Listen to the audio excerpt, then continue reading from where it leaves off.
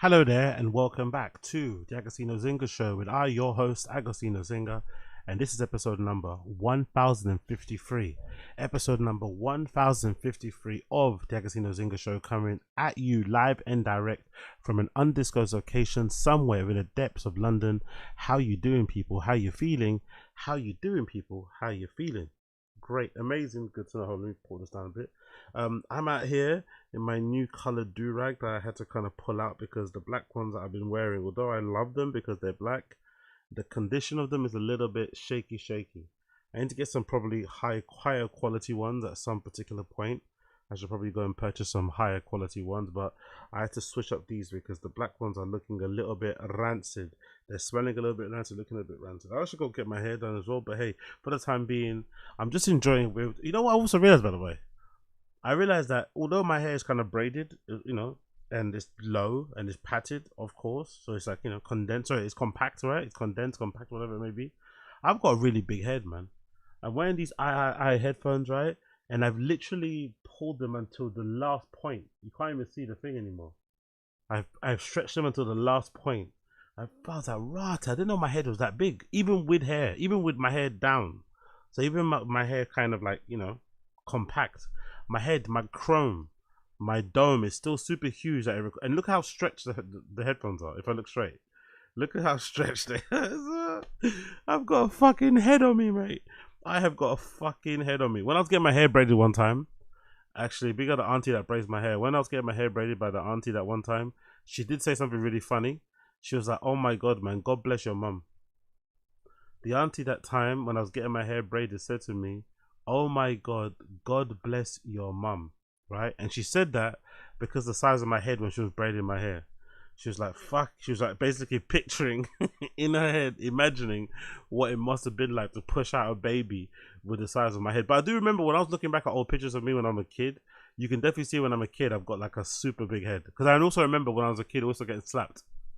I remember getting slapped the back of my head by all the olders in my ends, all of my older cousins and shit, would always slap me in the back of the head, like playfully, because I guess I had like, I had a good little nugget. I had a good cup. I had a good like palm size, cup size, bit on the back of my head that people like to just slap and lift up. So yeah, big up the people with the big heads. I'm looking at myself thinking, right, if my head is this big with my hair down, imagine how big it must look when my hair's all out. Like, I've got a big face, I've got a big head, my hair's all out. Like, it's a lot in it. I've taken up a lot of facial, visual, just people space. I take up a lot of facial, visual, people space. But hey, you gotta do what you gotta do. You gotta do what you gotta do. I've also been enjoying. I've been enjoying what I've been doing recently, where I've been getting like essentially a minimum of like 15,000 steps in. Some days I'm trying to do 20,000.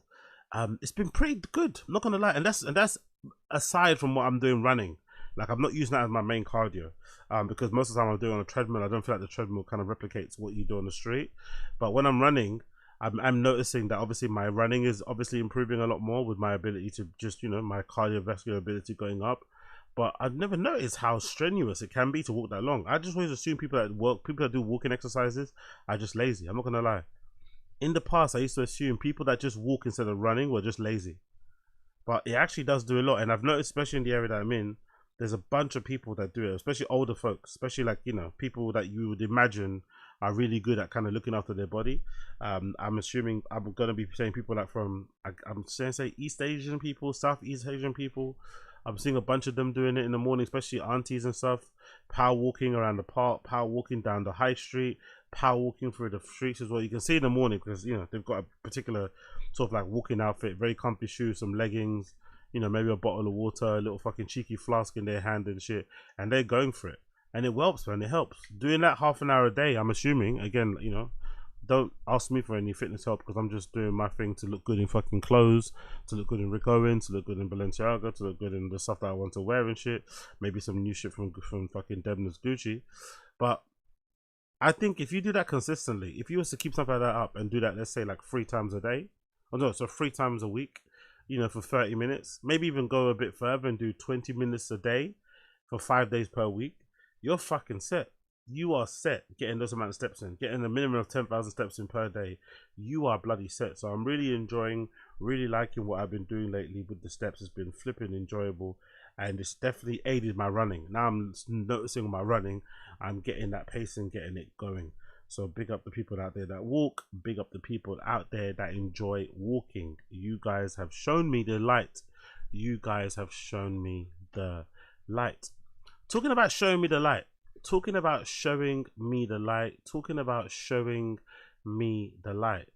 I'm very happy to announce that Future has announced the release of his new album is coming out very, very soon. His new album title is titled The Real Me. Future, Mr. Free Bands, Honcho, right? Pluto, sorry, not Honcho, Pluto has announced that The Real Me is dropping very, very soon. This is a great year, man. What a great summer. What a great year. Drake dropped, and now we're going to get a Future album in the same fucking summer. Yo, we're eating, man. Iceman dropped, the Iceman trilogy dropped, and we're getting a Future album. Most likely with a Drake track on there, you would imagine. We are eating so bloody well. We are eating so bloody well. I cannot wait. Big up Future. There's the album title announcement there on his official Twitter page that he barely uses, by the way, but he's got some fucking bangers on there, by the way. He barely uses it, but he's got some bangers on there. Me and Ice on about Popular Demand. Let's just scroll through. Yes, no, love, hate. Dear mother, thank you for life. Without you, none of this would be possible. Z the Wiz, proud of you. More success on the way. Ain't no letting up. Manifesting real love and prosperity. More wins and blessings. Biggest than that, than the net, he says on there. Big up fucking Future. And Future Louis Vuitton latest ambassador. We love to see that. Although it's Pharrell designing it and it's fucking garbage, but it is what it is. I Serve the Bass by Future as a poem. I definitely agree with that one, by the way. I definitely fucking agree with that one. I Serve the Bass by Future is a flipping poem. Let's actually read the lyrics for that, because because it took me a while, embarrassingly so, it took me a while to realize that when you were saying I serve the bass, it wasn't referring to fucking bass in the music, you know, it's the bass levels. It was referring to crack cocaine. I had no idea, you know. I had no idea. But it starts off, I serve the bass, I serve the bass, I serve the bass, I serve the bass, I serve the bass, I serve the bass, I serve the bass, I serve the bass. You would fuck a rich nigga for the fame, won't you? You would give that pussy up to a lame, won't you? Like an old school, I redid the frame on you. I got my old shooters with me and they land on you. Word to my niggas out the 6. A whole lot of lean malnutrition. They should have told me how to drink on me. They should have told you I brung a bank with me. They should have told you I keep that molly on me. They should have told you I get that stick with me. You the one that jerking from a drive-by. My niggas unemployed selling Popeyes. But that's a crazy line, by the way. You the one ducking from a drive-by is crazy, because it's kind of insinuating that it's pussy to dive. It's pussy to duck. That's what it's insinuating. Or it's insinuating you're the one that gets shot at. I don't get shot at because I'm a boss. I don't know. But if it's the first and it's insinuating you're pussy for ducking, that's insane. Being, you know what I mean? Being so hard that you can't duck from gunfire coming from a car is insane. Being so gangster, being so tough that you refuse to duck from a drive-by is fucking wild, right? The aura must be maintained at all times. The aura must be maintained at all times. It continues. I serve the bass, I serve the bass. I serve the bass, I serve the bass. Verse 2. I keep a shooter with me like Malone. I fucked around and did it on my own. That's basically my mantra. I might get that tattooed on me somewhere. Once I hit 500 members on both channels, I might get that tattooed somewhere. I fuck around and did it on my own. I might have to get that tattooed on me. Once I get 500 members on here, 500 members on random show equals 1,000, and I'm fucking set and I'm ready to fucking go.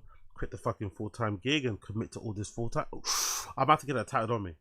I'm about to get a tattoo on my chest or something, maybe on my forehead, like that girl that got the Drake tattoo on her. By the way, what happened to that girl with the Drake tattoo? Wherever you are, hope you're good, man. Hold your head up, queen. Wherever that lady is that got her Drake tattooed on her forehead, we looked at her like she was crazy. But since Iceman dropped, since Maid of Honor dropped, since Habibi dropped, now we get it, innit? That girl that got her fucking Drake's name tattooed on her forehead, we thought she was crazy, but now we kind of get it. Now we get it because he's giving us his magnus opus, bro. Iceman is still on repeat right now. Iceman's still on repeat. Iceman's still on repeat. I tell you that now. Anyway, I keep a shooter on with me. I keep a shooter with me like Malone. I fucked around and did it on my own. Come and fuck with me, baby. I'm a franchise. Molly and them Zans got me aggravated. Them hundreds and them 50s got me separated. Put them hundreds with the hundreds, yeah, we segregated. Bars. Put them hundreds with them hundreds, yeah, we segregated. They tried to take the soul out me. They tried to make my confidence. They tried to take my confidence and they know I'm cocky. They fuck around in interview, I'm done with it. Let's just go up one more time. That's one of my favorite bars actually. They tried to take a soul out me. They tried to take my confidence and they know I'm cocky. Fuck another interview, I'm done with it. I don't give a fuck about a little hole. I let a young hit it. I play the games of thrones with you. I can change, I was God-given. Tried to make me a pop star and they made a monster. Tried to make me a pop star and they made it. I think that was aimed towards Ciara, innit? I think that was aimed towards Ciara because Ciara was also super spiritual as well, Christian, right, born again, and she was trying to change Future when they were together and it just wasn't working. I can't change, I was God-given.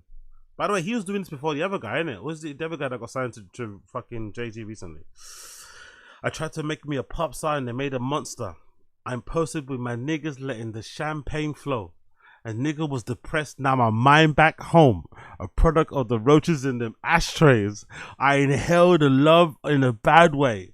Baptized in the purple activists. Yo, can we just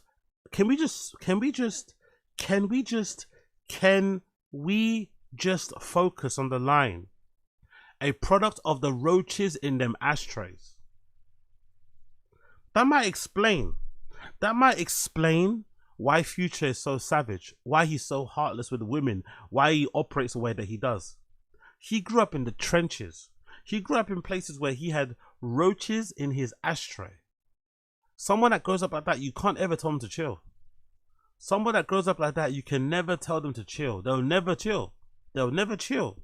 Because they know how bad it was. They know how bad it can get. They know how bad it was. They know how bad it can get. You can never tell them to chill. That might explain quite a lot. A nigga was depressed, now my mind back home. A product of the roaches in them ashtrays. I inhaled the love on a bad day. Baptized inside the purple activists. Ooh. They should have told you I was on a pill. They should have told you I was on a Lear. I served cocaine in some Reeboks. I'm full of so much chronic, need a detox. Third verse. They should have told you I was just a trap nigga. I'm in the White House shooting craps niggas. I gave up on my conscience, gotta live with it. This remind me when I had nightmares. These bitches wanna be here, they'll be right here. These bitches wanna be here, they'll be right here. Is a legendary line. It reminds me of that famous Young Nudie clip. Look what a money make a bitch do. You know what I mean? Oof. They should have told you I was just a trap nigga. They should have just told you I was gonna lap niggas. They should have told you I was overseas. Say his last words, he can't breathe. They sent the ghetto bird out to peep me. They finally did admit I was cloned. Because I was ambitious, now I'm on. 5 in the morning on the corner selling stones. I just brought the money. I'll count it on my own. Fuck. Honestly, can't wait for Future's new album to drop. Cannot wait. And obviously there was a sick announcement that was put out. I think a lot of people thought this was Playboi Carti at first. Maybe because of the red and black font. But at first people thought this was Playboi Carti, but it's now been revealed that it's Future. Because I think this text came out. I think it said trim. It's like TRM. Which kind of spelled trim, kind of. People just assumed it was Carti, but it was actually Future. The real me, all over the billboards, courtesy of Spotify. Great to see. So I'm assuming when they do these sort of marketing pushes, I'm assuming Spotify pays the label or pays Future, right? Or does the label just use Future as like a marketing platform also? Because they've got the logo right there in the corner. I wonder how that works. Because a lot of artists have done this before in the last few months. But I wonder how that works in general. But big up Future, man. Cannot wait for that to drop. Big up Future. Cannot wait for that to drop. And of course, we've got the album cover too, which I really love too. To be fair, most of Future's album covers are really done well. I'm not going to lie. Most of Future's album covers are really fucking sensational. So this particular album cover features a really great little piece of artwork that depicts two vampires. Maybe it's a split personality. Maybe it's just two people doing two actions.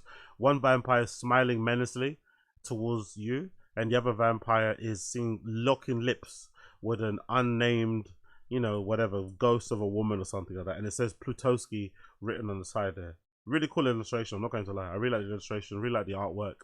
It looks fucking banging. Album cover, real me. No release date so far, but coming soon. I'm assuming we're going to get it this summer. So what a great summer ahead. We've got Iceman Trilogy, and now we're going to get Future. And obviously another album dropped as well, by the way. Big up another dropped their album too, called Witness, which I've been absolutely banging. So it's been a great kind of summer for the albums, not gonna lie. It's been a great album for the summer.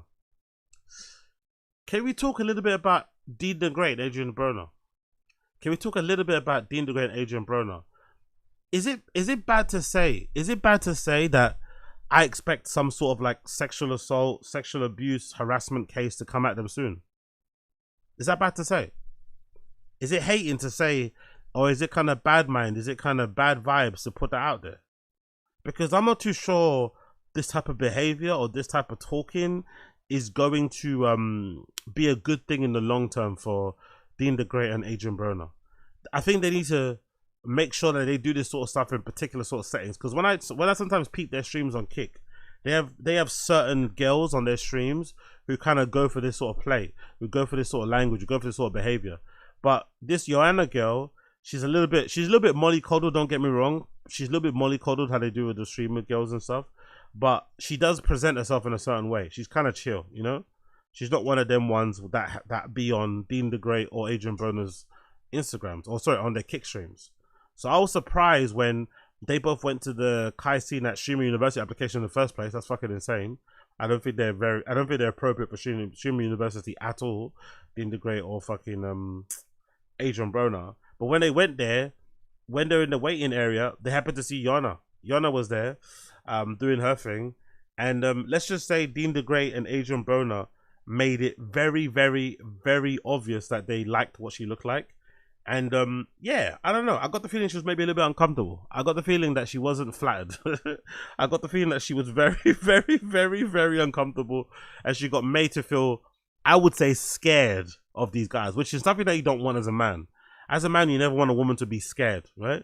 You never want a woman to be worried. But to be fair, women do weaponize that. I'm not gonna lie. Women do weaponize the whole like I'm scared thing by like telling you they're scared because they know it makes you feel like a monster, you know? Women do weaponize the whole like, oh, you're scaring me. Actually, you're kind of scaring me. Like, shut up, you stupid idiot. I'm saying something back to you. You know what I mean? You made a comment, I'm making a comment. Like, shut the fuck up. But this was kind of scary. Even from my point of view, this was kind of scary. Big up Adrien Broner, big up DeenTheGreat, big up Yonna. You know, maybe this is why Kick and Twitch shouldn't mix. This is probably why Kick and Twitch streamers should probably stay on their own little islands, you know? They're not the same people. How are you guys today? Good, great. I wasn't doing so good, so you came in though. I just get her. She said, "How are you guys today?" I ain't never heard of it. That girl asked me how my day was. Bah! Think I'm in love, cuz. See how quick a bitch could get me? Bitch, all your bitch got to do is ask me something I ain't never asked her, been there, like, fuck, nigga. Y'all talking about she 19, nigga, she legal, bitch. How old her? Her 19 has to get fucked. She old enough. Why are they talking about like it's a punishment? Why are they talking about having sexual relationships potentially with Yonna as a punishment? Like it's a threat. By the way, I do love that they wear matching outfits. I'm not going to lie. It's on some crisscross shit. It's on some crisscross shit. I love the fact that they wear matching outfits. It's fucking fantastic. But why are they saying it like they're threatening her or something? That's bizarre. Very, very strange. Annie is. She look grown as fuck. Yonna. Hey, Yonna. Hey, how old you is? I'm 19. They spamming it. Bah! Say you just graduated. Jesus Christ. And then he signals for her to come over. I don't know, man. I think if you're her and a guy signals to you come over like that, you know it's not on good time. You know he's not about to say something very cute. You know he's not about to say something polite. You know what I mean? You know he's about to get real grimy, real fast. But maybe I don't know. maybe she secretly liked it. Who knows? Maybe on stream she was acting weird. Maybe behind the scenes she's like, "Oh my god, thank you so much for perving on me." I doubt it very much, but you never know. What's up? How are you? Good, how are you? Look how far back she stood. Look, where's the table? Look how far back she is. Look how she's waving at them like she's from across the river. She's waving at them like she's on the other side of the river. Look how far back she is. The table's there. There's a person. She could have gone way closer, but she's super far away. She sensed it already. She sensed the creep. She sensed the first. She knew exactly what time it was. Look how far back she is. Good, how are you? Yes, nice to meet you. Hi, how are you? What are you guys going for? Can I ask? A 19-year-old? Whoa! No, Teacher. 19 Professor. years.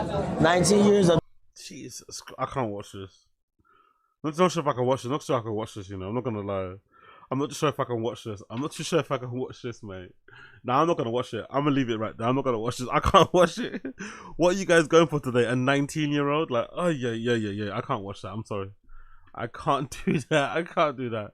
I cannot do that. I refuse. I cannot do that. I refuse. I cannot do that. I refuse.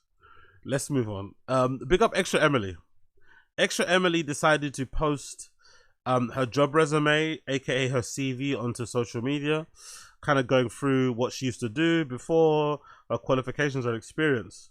And in my opinion, this clip, if anything, made her look worse. Because ExtraEmily has been accused of like playing into the whole, like, what's the thing called? Being performative, being weird, right? Being nearly 30 years old, but acting like a teenager. The whole weird voice thing that she does, like, it's really annoying. But to be fair to her, I'm not too sure if she puts it on or if that's just generally how she speaks. But the way that she speaks, the way that she eats on stream, how she acts and stuff, behaves, she acts like a child, like on purpose. And sometimes people think she does that on purpose to kind of like draw in a parasocial, you know, mostly male fan base that kind of likes what she looks like and shit and thinks she's cute. I'm not too sure. But it could just be, like I said, she could just generally speak like that. But I don't personally like it. It kind of gets on my nerves. But I thought this reading of the CV made her look worse. Because according to her CV, she's got a 3.94 GPA at Columbia University out of 4, basically. She got 3.9 out of 4, which I'm assuming is really high. She graduated with honors, database manager in terms of experience, research analyst, and she was a president of her sorority in school. Sorority in school. And she did coding. Obviously, this is standard Asian girl thing, right? Standard Asian girl shit. But it does make her look worse that she like plays her content, like she kind of dumbs down her content, although she's disaccomplished, although she's clearly disintelligent, you know? It's kind of insane. But it also goes to show that how cooked the job market is, that somebody with this level of experience is on stream, you know, eating fucking, Chick-fil-A chicken sandwiches with her mouth open until people tell her to go fuck off and shit, you know? Like, that's what she's kind of doing on stream to make money, as opposed to working, you know, where she was previously, like at Citigroup and all the stuff and everything else. Flipping crazy. But let's play what she has to say about her experience and how she got brought up. My college resume I would use to apply to jobs. Education, Columbia University in City of New York. GPA 3.94 out of 4, honors, magna cum laude, outstanding student service award, tau beta pi, classes, analytics, corporate finance, statistics, data analysis, empirical methods of data science, accounting and finance, econometrics, functional optimization, simulation. Oh my gosh, such a nerd. And then my experience, Citigroup. I don't even know what these words mean. Security Services Vulnerability Assessment Analyst, Site Research and Analytics Summer Analyst. I worked at the business school, database manager at the Paul Milstein Center for Real Estate, and then I was a research analyst here, and then I was a president of my sorority. Wow. And then my skills, Mandarin, Java, ha! I can't code for shit. Python, R. I don't even know what R is. R is data. So yeah, I personally think this makes her look worse. Because acting the way that she does on stream when you got this type of a compliment is fucking crazy. And if you're wondering how she acts on stream, she had to quit recently. Here's an example. There's some videos here on X that will show you some of her kind of like, I don't know, weird, dumbed down behavior. Actually, what's going on with X? Why is it not allowing me to search today? Okay, let me just double check. Maybe I can do it through my bookmarks. Hopefully I got some clips of her saved on my bookmarks. Let's see. But the search function on thing is not working for some reason. I don't know why. What? Won't be able to see anything. Let me see. Why is it not working? Why? Or maybe because I got too many X windows open. That's probably why. I got too many X windows open. I bet you that's probably why I got too many X windows open and it's being like, you know what? No more X open windows. It's an ExtraEmily. Yeah, let's go to live stream fails actually. Maybe I could find some via live stream fails. Let's type in her name. I'm sure I'll get some here. Let's go to recent new. It says ExtraEmily gets surrounded by Knicks fans. Let's see. ExtraEmily getting ready to go to the dog park. Yeah, let's play some of these ones. I think this will give you an accurate representation. Where is it? I want to see the one where she's eating a chicken sandwich and some woman goes to her. This is fucking ridiculous. You are fucking ridiculous. Let's see. I can't find it. Actually, let me just go to relevance. Guy tries to impress Extra with dunking skills. ExtraEmily gets surrounded by Knicks fans. Yeah, let's do that one.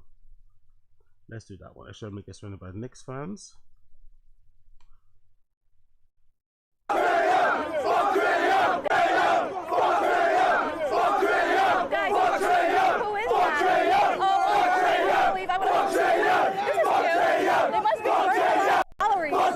Okay, guys,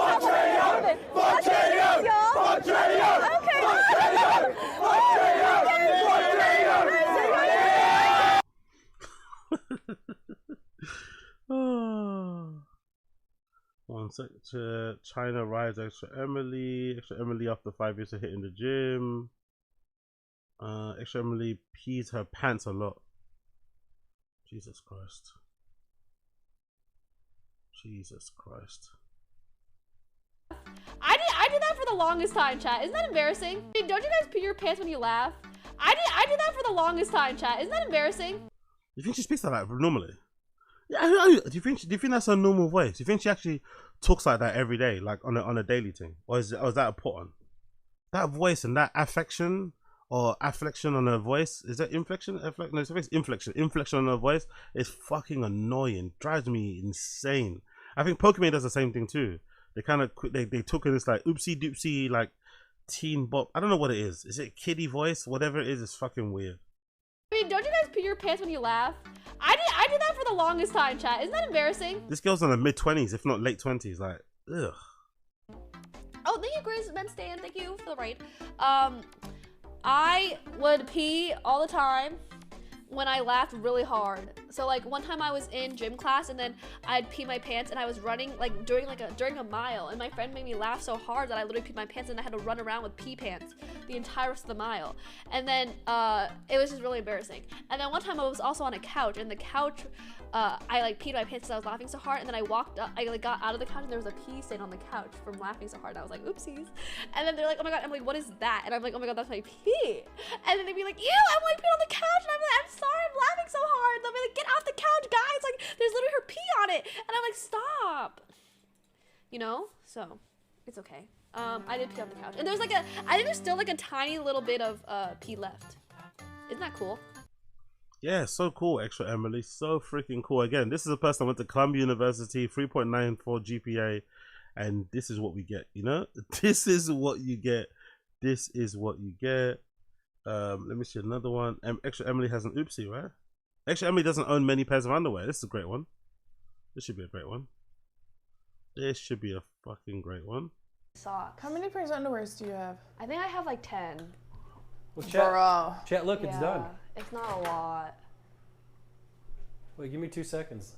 Does that include your, you know what, underwear? Yeah. What? The monthly underwear? Yeah. The So granny you- panty so one. you have a total of 9. So during your, wait, Emily. No! Well, because God, ew, ew, ew, ew, ew, ew. I don't even want to explain it. Ew, I don't even want to explain it. I feel like it makes sense. Yeah, it makes sense. It does. Yeah, I don't know. Big up ExtraEmily, but I don't know. I find having that sort of level of GPA and doing that is kind of weird in my personal opinion. Maybe it's just me. Maybe it's just freaking me. Maybe it's just freaking me. And then, brother, we're the 300 bits. Wow. Thank you. I just dropped my phone. Oh my god. Oh, thank you. Thank you so much. No. Shut up. It wasn't me. Was it? Yeah, it wasn't you. That's fine. Thank you. Oh my god. I feel terrible. No, it's my bad. Is the cop trying to flirt? That's fine. You know, it's okay if it's a little bit crackly, right? Honestly, shut up, man. Please, for the love of God, shut up. Big up ExtraEmily, though. Big up ExtraEmily. Big up ExtraEmily. You love to see it, don't you? You love to see women with range. We love to see women with range. You love to see a woman with some range. Talking about range. I will never stop talking about how beautiful the stadiums in America are during this World Cup so far. Or just the stadiums in that part of the world, right? North America and shit. Because they're going to have some games in Mexico and obviously in Canada and shit. But that part of the world, when it comes to fucking football stadiums, oh my fucking God, man.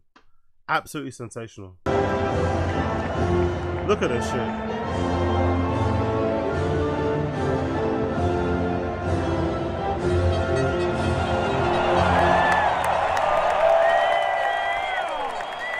Wow. Wow. Just sensational. Big up Keepy. ExtraEmily was first on a rice gun video. These days must be stopped. So she was cringe. Okay, so she was cringe. She was doing this before. She was cringe way before college. So she's been true to it. She's real to this. She's not new to this. She's not new to this being cringy game. She's not new to this being cringy game. This is her lifestyle, right? Fair play, I guess. Fair fucking play. But yeah, big up ExtraEmily, I guess. Big up ExtraEmily. And big up all the stadiums out there during the World Cup. They've been fucking fantastic to look at. I've loved every single one of them. I've loved looking at every single one of them. Big up all the stadiums. Big up all the stadiums. Big up all the blood clot stadiums. You love to hear the stadiums. You love to hear about the blood clot stadiums. Talking about stadiums, let's talk a little bit about the 2027 BMW X5 prototype drive EV power rises up to the top. This is courtesy of Car and Driver News. The reason why I found this relevant because I did find myself looking at old X5s, specifically the ones that came out in, like, is it 2020? Is it 2005? BMW X5. I'm thinking about the ones like, is it 2005, Mark? I think it's a 2005. There we go. Yeah. So I've been looking on Auto Trader, right, for this particular flipping X5 because I was thinking, you know what? Once I get my drive, because I look at cars all the time, but you know, I'm not driving currently. I don't have a license currently. But at one point, once I hit my 500 members, once I get where I need to get to, I know I'm, you know, one of the first cars I'll probably end up getting is probably a Tesla, right? I really want a Tesla Model Y Juniper. I really want that in all black. I'm going to change the rims, get some really nice rims in it, and just, you know, be one of those guys that starts screaming into his car sat in the fucking Tesla. I can't wait until that happens. But also thinking there must be some other options before the flipping Model Y Juniper that I could also get. That'd be pretty hard. Now I remember growing up, I used to love the BMW X5. The old school BMW X5, the shape, everything about it. I used to freaking love that shit. So I saw this new article, obviously, regarding the new shape BMW X5, and I thought, actually, you know what? Would be actually a good idea for a whip to check out. Maybe the old shape BMW from like 2005, 2006 onwards kind of time. Because those X5s, you know, I think I saw the guy from CarWow, actually. I think I saw the guy from CarWow get one, and he, I think, redone it. He redone one. I think he got like a 2005 one and he got it redone and it looked fucking amazing. So I want to see the same thing and check it out also. Let me just see. What was all the signs I got on here?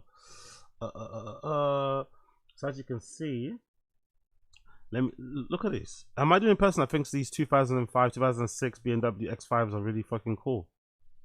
That, look at this black one there. That's from 2005, you know. That's an old shape fucking BMW X5. And I think the one I'd probably get is this one here. Something like this. Okay, it's for spares. It starts and drives. No, it starts and drives actually. This one starts and drives. I think this is something that I would definitely be up for driving. I love this shape. I love the grille design. The front design is fucking beautiful. It looks great, especially in that dark navy blue, almost black level looking with the silver rims. Like, it's a proper old car, X5, right? This particular version is from 2006. But look at that interior. Look at that brown interior. Look at that brown too. Look at that walnut, that kind of like brown walnut fucking feature on the steering wheel. Something here as well around the gearbox too. That center console is fucking gorgeous. No crazy big fucking LCD screens. Actual real dials. No crazy fucking screens on there, which you have to love, by the way, right? Let me get that back on there again. No crazy dials, no crazy screens, actual dials, actual switches as well for the aircon and stuff. Nice tactile old school design, blinker lights and shit. Like, everything about it I fucking love. I would drive the fuck out of this. This is so fucking beautiful. Reclining chairs and stuff. Enough room in the back to take some friends on the trip as well if you want to. Plenty of great buttons and stuff. It looks like it's in great condition, to be honest. You could probably, what's that? West Side Gun. You could probably plug in your Apple CarPlay as well on here, or maybe just get something sorted where you can kind of have the music coming through the sound system. Also, you got the aircon, got the gearbox there. Sensational whip, man. I'd drive the fuck out of something like this. So I was looking at that and thought to myself, you know what? X5s are kind of hard. BMW X5s are kind of hard. And I thought this new article spoke about the new one that got test drove recently.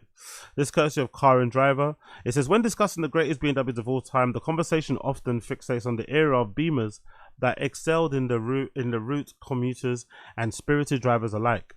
And the ever important ride handling balance.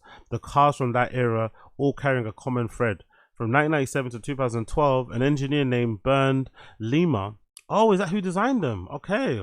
Was among those who signed off on the chassis of the E46, M3, E39, M5, E9X, M3, and among many others. Lima is also the principal engineer of the up-and-coming 5th generation 2027 X5, chassis code G65. And he's turning his senses might be special ingredient with a cook. Yeah, I like, okay, that grille design also looks better because the new X5 grille design is fucking awful. I hate that super massive grille that they've got. But I think that's I remember reading somewhere that allegedly Asian consumers love really crazy exaggerated grille designs. I'm not sure if that's true or not, but I remember reading that somewhere. He says we say might because we're at the X5 factory in Spartanburg, South Carolina, driving a heavily camouflaged G65 prototype. The exteriors have been rigid vanity covers affixated on the screws, hiding the fascia styling cues. Okay, cool. So that grille might not be actually real, because they obviously hide them with all this camouflage before it's actually announced. I don't know why they do this, by the way. I don't know why they bother camouflaging a car to this extent, but then letting review sites drive it. What's the point? You might as well, if you're gonna let them drive it, you might as well let them see it, you know. But I guess it's to maybe build anticipation and hype. We say might because we're at the X5 factory in Spartanburg, South Carolina, driving a heavily camouflaged G65 prototypes. The exteriors have rigid vanity covers affixed with screws, hiding the fascia styling cues, and the interiors are fully covered with Grandma Devonport. But instead of covering everything with clear polythene, the X5's interior is clad in opaque black and securely adhered fabric. The cars are mostly there. Final tuning is yet to be locked in, but this gives us a very good idea on what is to expect when the full unveil takes place. Driving a little bit of everything. We had all three 2025 X5s on hand. Each carry some level of electrification and all feature an all-wheel drive. The X540 X-Drive comes with a 400 horsepower turbocharged 3.0 liter inhale, 6 bolstered by a 48 volt hybrid system. The ZF 8-speed automatic transmission manages the engine's 39 pound-feet of torque, and the inline 6 is predictably silky, and the transmission calibration feels spot on. Sport mode will wake it up a bit if you're needing lower gear more often than you think. The engine makes plenty of power, and when we strap on our test gear on the 2027 models last year, We're expecting the X5 40 xDrive to hit 60 miles per hour in around 4.5 seconds, which is brilliant in my personal opinion. Yeah, I just didn't like that. You see that one there, that 2025 one? I just didn't like that grille design. I thought that grille design was fucking unnecessary, you know? That grille design is perfect on the BMW X5. It's nice and small and sleek.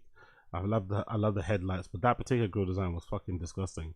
Stepping up the plug-in, the X550e xDrive adds 90 extra horsepower to the mix, a large percentage of which comes from a 197 horsepower electric motor housed within the 8-speed automatic. The whole powertrain is effectively a carryover from the outgoing X550e, the inline 6. There's the same engine, there's a 40, and though it's a max output, it's capped at 330 horses and it's every bit as smooth. We didn't even notice the first time the straight 6 fired up in traffic.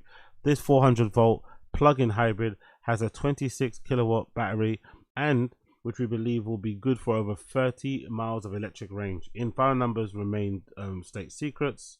We got some imagery on the fucking rims, which look very electrified, by the way. I really don't like how all electric cars have like a particular look, a feel when it comes to the rims. It's kind of annoying, I'm not gonna lie, but I guess it's important to have that because you want the rims or you want the wheels to kind of help with traction and to help with aerodynamic, to help with how aerodynamic it is. And I'm guessing that would also help to kind of increase the mileage or reduce them. I guess increase the mileage. So no, so you get more mileage out of the car, I'd assume. Fans of the V8 X5s, you are likely find disappointment in the fact that EV now lives atop the range. The 578 horsepower iX560 drive, as the name suggests, the two new EV effectively supplements the iXV or the iX, sorry, in the US, and it has estimated 141 kilowatt battery pack that uses new cylindrical cells. Final pack numbers and specific chemistry details will arrive later the date. An induction motor capable of mustering 249 horses power at the front axle, while an externally excited synchronous machine capable of 329 horsepower turns the rear. Unlike many EVs with fuzzy outputs, the iX5's motors are each humming to their maximum potential at the wheel at the full whack. BMW says the 60 xDrive will hit 62 miles per hour in 4.7 seconds, which should put it 600 miles per hour time in the low 4 seconds. So yeah, looking forward to seeing that when that eventually does come out. It does look pretty great though so far. From the little sneak peeks in the shape, I really do love it. Honestly, it's one of the better SUVs out there. That's not like a Lamborghini Urus. Obviously, the dream is to get a Lamborghini Urus, right? Obviously, that's the dream, right? Probably get it in like purple or lime green with like black or white rims. Will look fucking incredible. Get a really nice aggressive wide body kit on it as well. It'll look fucking so sick. But for the time being, I think I'm gonna have to settle for a BMW X5, you know? I think I'm gonna have to settle for a BMW X5. I think I'm gonna have to settle for it. By the way, look at the prices as well. It's only like $2 grand, you know? 1,500 for that BMW X5. Not that bad, man. You could, weirdly enough, you could buy an Apple laptop for more than that. You can buy an Apple laptop for more than a 2003 BMW X5. You could buy an Apple laptop, you know? Crazy, man. I really love it. I really fucking love it. Diesel fuel type, automatic transmission. I could definitely see myself driving this. No cap. I could definitely see myself driving this. Maybe not the most ideal car as a first time driver in London. Maybe I should be going more for like a fucking hatchback, you know? Maybe. But potentially that is a vibe. Potentially that could be a vibe. Be up BMW, big up the X5 gang out there doing their thing. You love to see it. You love to fucking see it. Big up them. Big up them. Big up them. Cool. Let's get some of these tabs off before we continue. Bear with me 2 seconds here. The next topic I would like to discuss with you lovely people will be, once I get it up on here, can we just continue? Close. There we go. Big up Orange John. Big up my guy Orange John. Always does great videos, always does great clips. I fucking love Orange John. And Orange John said the following. Big up blood clot Orange John. He said, how do these kids afford their online lives? Decoding the LARP economy and what it means for perceptions of luxury.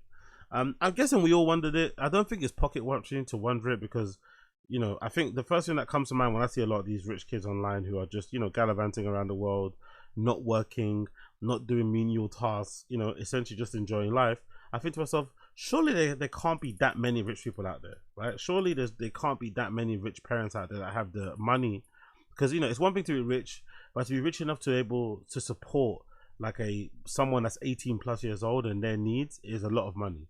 Like being able to kind of just essentially give your 18-year-old daughter or son, I don't know, what, north of like $10,000 or £10,000 a month, plus give them whatever house that you have, spare, second, whatever, you know what I mean, so they can live at. That's a lot. Like not a lot of parents will have that. That's the kind of money that really separates like rich from wealthy people. So I've always thought to myself, like, surely there can't be that many rich people out there, right? So the only other option, the only other thing you think about when you think about how this is happening and how they're doing it, is that they're just all lying. Maybe that's it. Maybe the truth is most of them are just lying. They're pretending to live this particular way by doing a lot of things that people do, like, you know, buying clothes and refunding them, using your friend's car, using points of your parents to book certain hotel rooms and making it seem like, you know, you booked it with money yourself or whatever else it may be. There's loads of little tricks you can do to appear a certain way. Me personally, I've never agreed with it. I think living within your means is perfectly fine. Living within your means and then finally getting to that level that you want will feel way sweeter, in my personal opinion. Living within your means, and then once you actually achieve what you need to achieve and you get to a point where you can afford to live that rich kid life authentically, you're going to definitely feel way better for it than LARPing and pretending that you're a rich kid, you know? So let's play this clip courtesy of Orange John, who speaks about it a little bit. Big up Orange John, always does great clips. I fucking love him. How do these kids afford these crazy expensive lives? Two girls and a guy walk into Nobu. They're 22, they're dripped in chrome, but it feels off. She orders the yellowtail jalapeno, $26. She photographs the plate, they photograph the room. Quick trip to the bathroom, she posts it, they leave. They're not eating dinner, they're LARPing. Live action role playing. Borrowed from the thing where grown adults dress up as elves and hit each other with foam swords in the park. Sick? The name might be odd, but the diagnosis is spot on. The youngest Zoomers are buying old Lamborghini key fobs on eBay for $28, leaving them on the table as they work at the coffee shop. Empty Hermes. Oh, is that true? Is that what they're doing? These people are buying what? They're buying old Lamborghini key fobs from eBay and then putting them on the table, acting like that's their car. That's pathetic, man. I'm not gonna lie, that's fucking pathetic. There's faking it till you make it, but there's this. This is fucking pathetic. And then being all vague and not leaving a caption.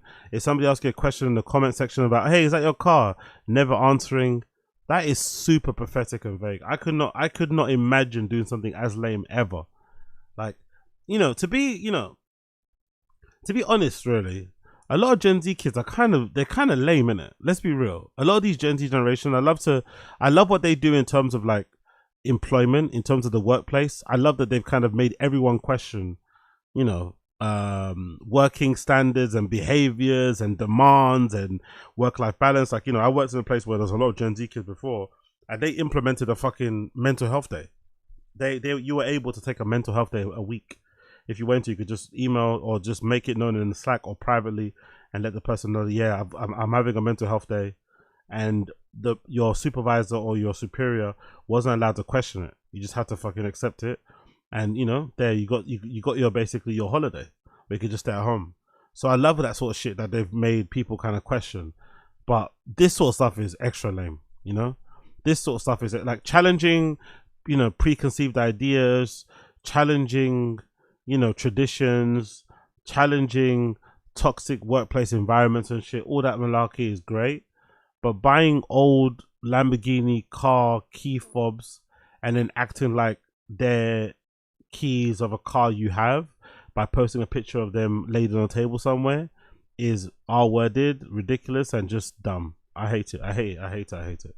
Hopefully that's not true. Hopefully this is just like a thing that he just, you know, is kind of like, you know, whatever. Hopefully that's not true. I'm hoping that's not true. The coffee shop. Empty Hermes bags off Etsy. Getting Equinox day passes and posting from the locker room. Shop. That's pathetic. Getting Equinox day passes and posting. Yeah, exactly. Oh my god. But Equinox also must be making a lot of money from that too. That must be a really good business for them too. Getting kids that are coming in, buying day passes so they can train at Equinox and feel like they're part of it. Because you kind of got it.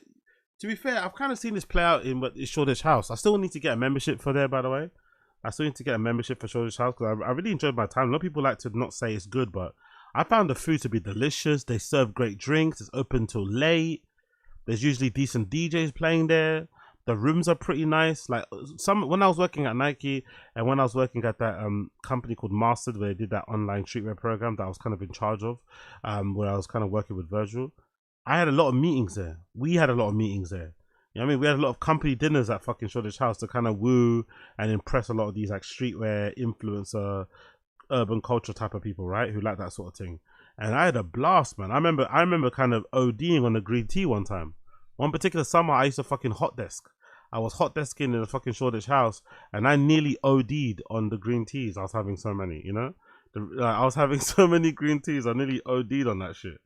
So yeah, I kind of missed Shoreditch House, man. I need to get back there soon, but I remember back in the day, Shoreditch House was the same sort of thing. People would go to Shoreditch House on like, because I think Shoreditch House, obviously it's a private members club, but you could get in with a friend, right? A friend could bring you along. They had to put you on a list, and people would just go with their friend, but they would take pictures like they were a member, you know?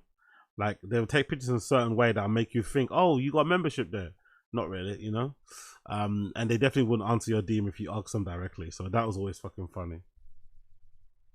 The locker room. Shopify screenshots courtesy of ChatGPT. 2.8 million views, 90,000 bookmarks. 3.4 million views, 28,000 bookmarks. The cute girl and cute guy influencers with their curated lives watch their content tank this year, and this is where their views have gone. They can't compete with intellectual influencers or luxury influence disconnected to revenue. The elders don't understand LARPing at all. They treat it as aspirational fraud. Kids pretending to be rich. But the people doing this aren't.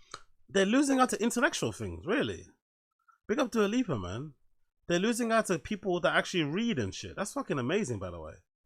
I need to get on TikTok and start posting some of my books that I'm reading, then, man. I need to start getting in the game.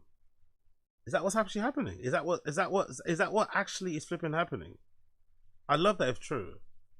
That these LARPers are losing out views to, I guess, actually wealthy people, really wealthy people, and people who are out here experiencing life, you know, I guess like what, make better in their lives by reading books and stuff, expanding their minds and shit. I find book talk a bit cringe, I'm not gonna lie.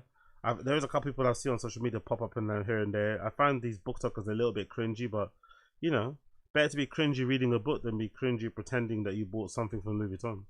Aspirational fraud. Kids pretending to be rich. But the people doing this aren't really attempting to fool anyone. The comment sections are full of people tagging their friends, saying, us this weekend, laughing at themselves, openly performing. Besides a few rogue course sellers, it's not a con, it's a game. They're mocking you. They know you got taken. Nice Chanel double flap, Becky. Luxury brand equity is a resource anyone with a camera can cash in on. You don't need to own it. You're not an idiot. Rolex, Goyard, and Boa didn't get one over on you. And this will rewire how we consume as generations shift. Some brands will respond by building experiences you genuinely can't photograph your way into. Things that require your physical body, your time, your actual presence inside something. The Amon model, the saddle. Pause, by the way. Pause. Presence inside something. Your actual presence inside something. The pause. Or maybe the fact that I said it's pause is pause maybe for me. Amon model, the saddle making class. The invite-only salon. Others will keep selling and buying the object and watch the story dissolve around it, drowning in their own hubris. All things considered, at least the kids are outside, am I right? Honestly. Big up Oren John. Really, really great points. I think kids LARPing as rich, or I guess, to be fair, kids LARPing as rich and then acting like it's all a game, it's all a joke, is kind of pathetic. If you're going to do the LARP, just stand 10 toes it, do it with your chest. But then coming back around and trying to act like, oh no, I'm only joking, that's lame. Not going to lie, I found that lame. If you're going to do the whole fucking, you know, I'm fucking taking the piss out of this thing, take the piss out of it. But don't then turn around and say, it's not serious, because it is serious. You're clearly doing it because it's serious. Big up Orange John, great fucking points there. Big up Bloodclot Orange John, always makes great points relating to those type of things. Always makes great points relating to those type of things. You love to see it. Big up Bloodclot Orange John. Big up Bloodclot Orange John. You love to flip it, see it. Cool. Let's move on. I was going to talk about this particular clip here that's going somewhat viral. Big up this young lady, right? Big up this young lady. So I feel like sometimes when I'm on X, I feel like I'm going insane. I feel like when I'm on X, I feel like I'm legitimately about to go insane, because sometimes the most obvious thing to me is what the person's saying. What the person's saying is what they mean. But for whatever reason on X, when you say something, people always think you mean something else. Don't ask me why. For some reason on Twitter, whenever you say something, people always think you mean something else. Or are you trying to say this? Are you trying to say that? No, I said what I said precisely, specifically. That's exactly what I said. Not what you think I said or what you interpret it to be. What I said is what I said. In this particular regard, I'm talking about this particular girl here, where this content creator said, she basically shared how much she needs to make to be able to afford the lifestyle that she wants in London. London, as most of you guys know, is a very, very, very, very, very, very expensive city. And this particular girl was making it known that she wants to live here full time, wants to live here for the long term, but she wants to live a particular way. She wants to live in a particular area in London. She wants to have a particular life where she goes out with her friends at certain times of the day, buys certain things, goes on trips and shit. And she's realized, I think we all come to that realization the older you get, that you just need money, right? I think we all realize it when we get older, that you just need more money to do the things that you actually like to do. You just need to earn more money, make more money, get more money, whatever it may be. You just need more money. And I thought this breakdown was really good. It was kind of depressing because it kind of showed you the realities of living in life in London and the cost of living here being so high. But I really did enjoy her breakdown. But the responses to this haven't been good. People have been calling her out saying, oh, you should think of a cheaper place to live. Why are you doing X, Y, and Z? And it's like, that's the whole point of the video. I don't want to find a cheap place to live. I want to live in these places. I want to do these things. But in order to do those things, I have to be making a certain level of money. But let's play the clip. Big up her. Her name is, what's it? Tinku Rebecca. Tinku, was it? Tinuk. Tinuka? Or is it Tinuki? Tinuki. TINUKEREBEKAH on TikTok.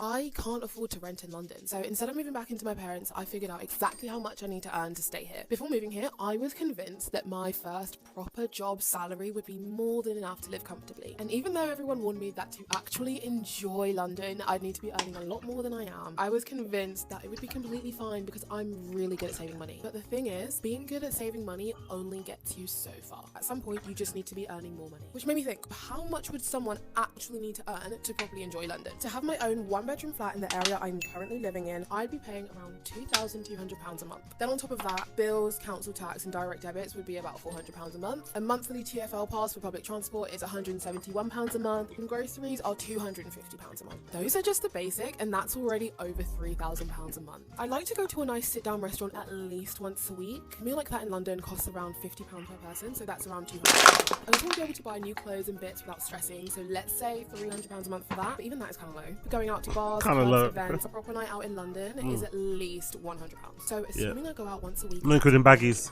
And finally, saving money. Right now, I put away £500 every month, and I'd like to keep doing it. Good girl. All of that up, to actually enjoy living in London, I need at least £4,421 a month after taxes, pension, and a student loan. To actually take home that amount, you need to be earning around £85,000 a year. The average Londoner earns 50k. The average Londoner in their 20s earns just 34k. So I have one question: how the fuck is anyone actually affording this place?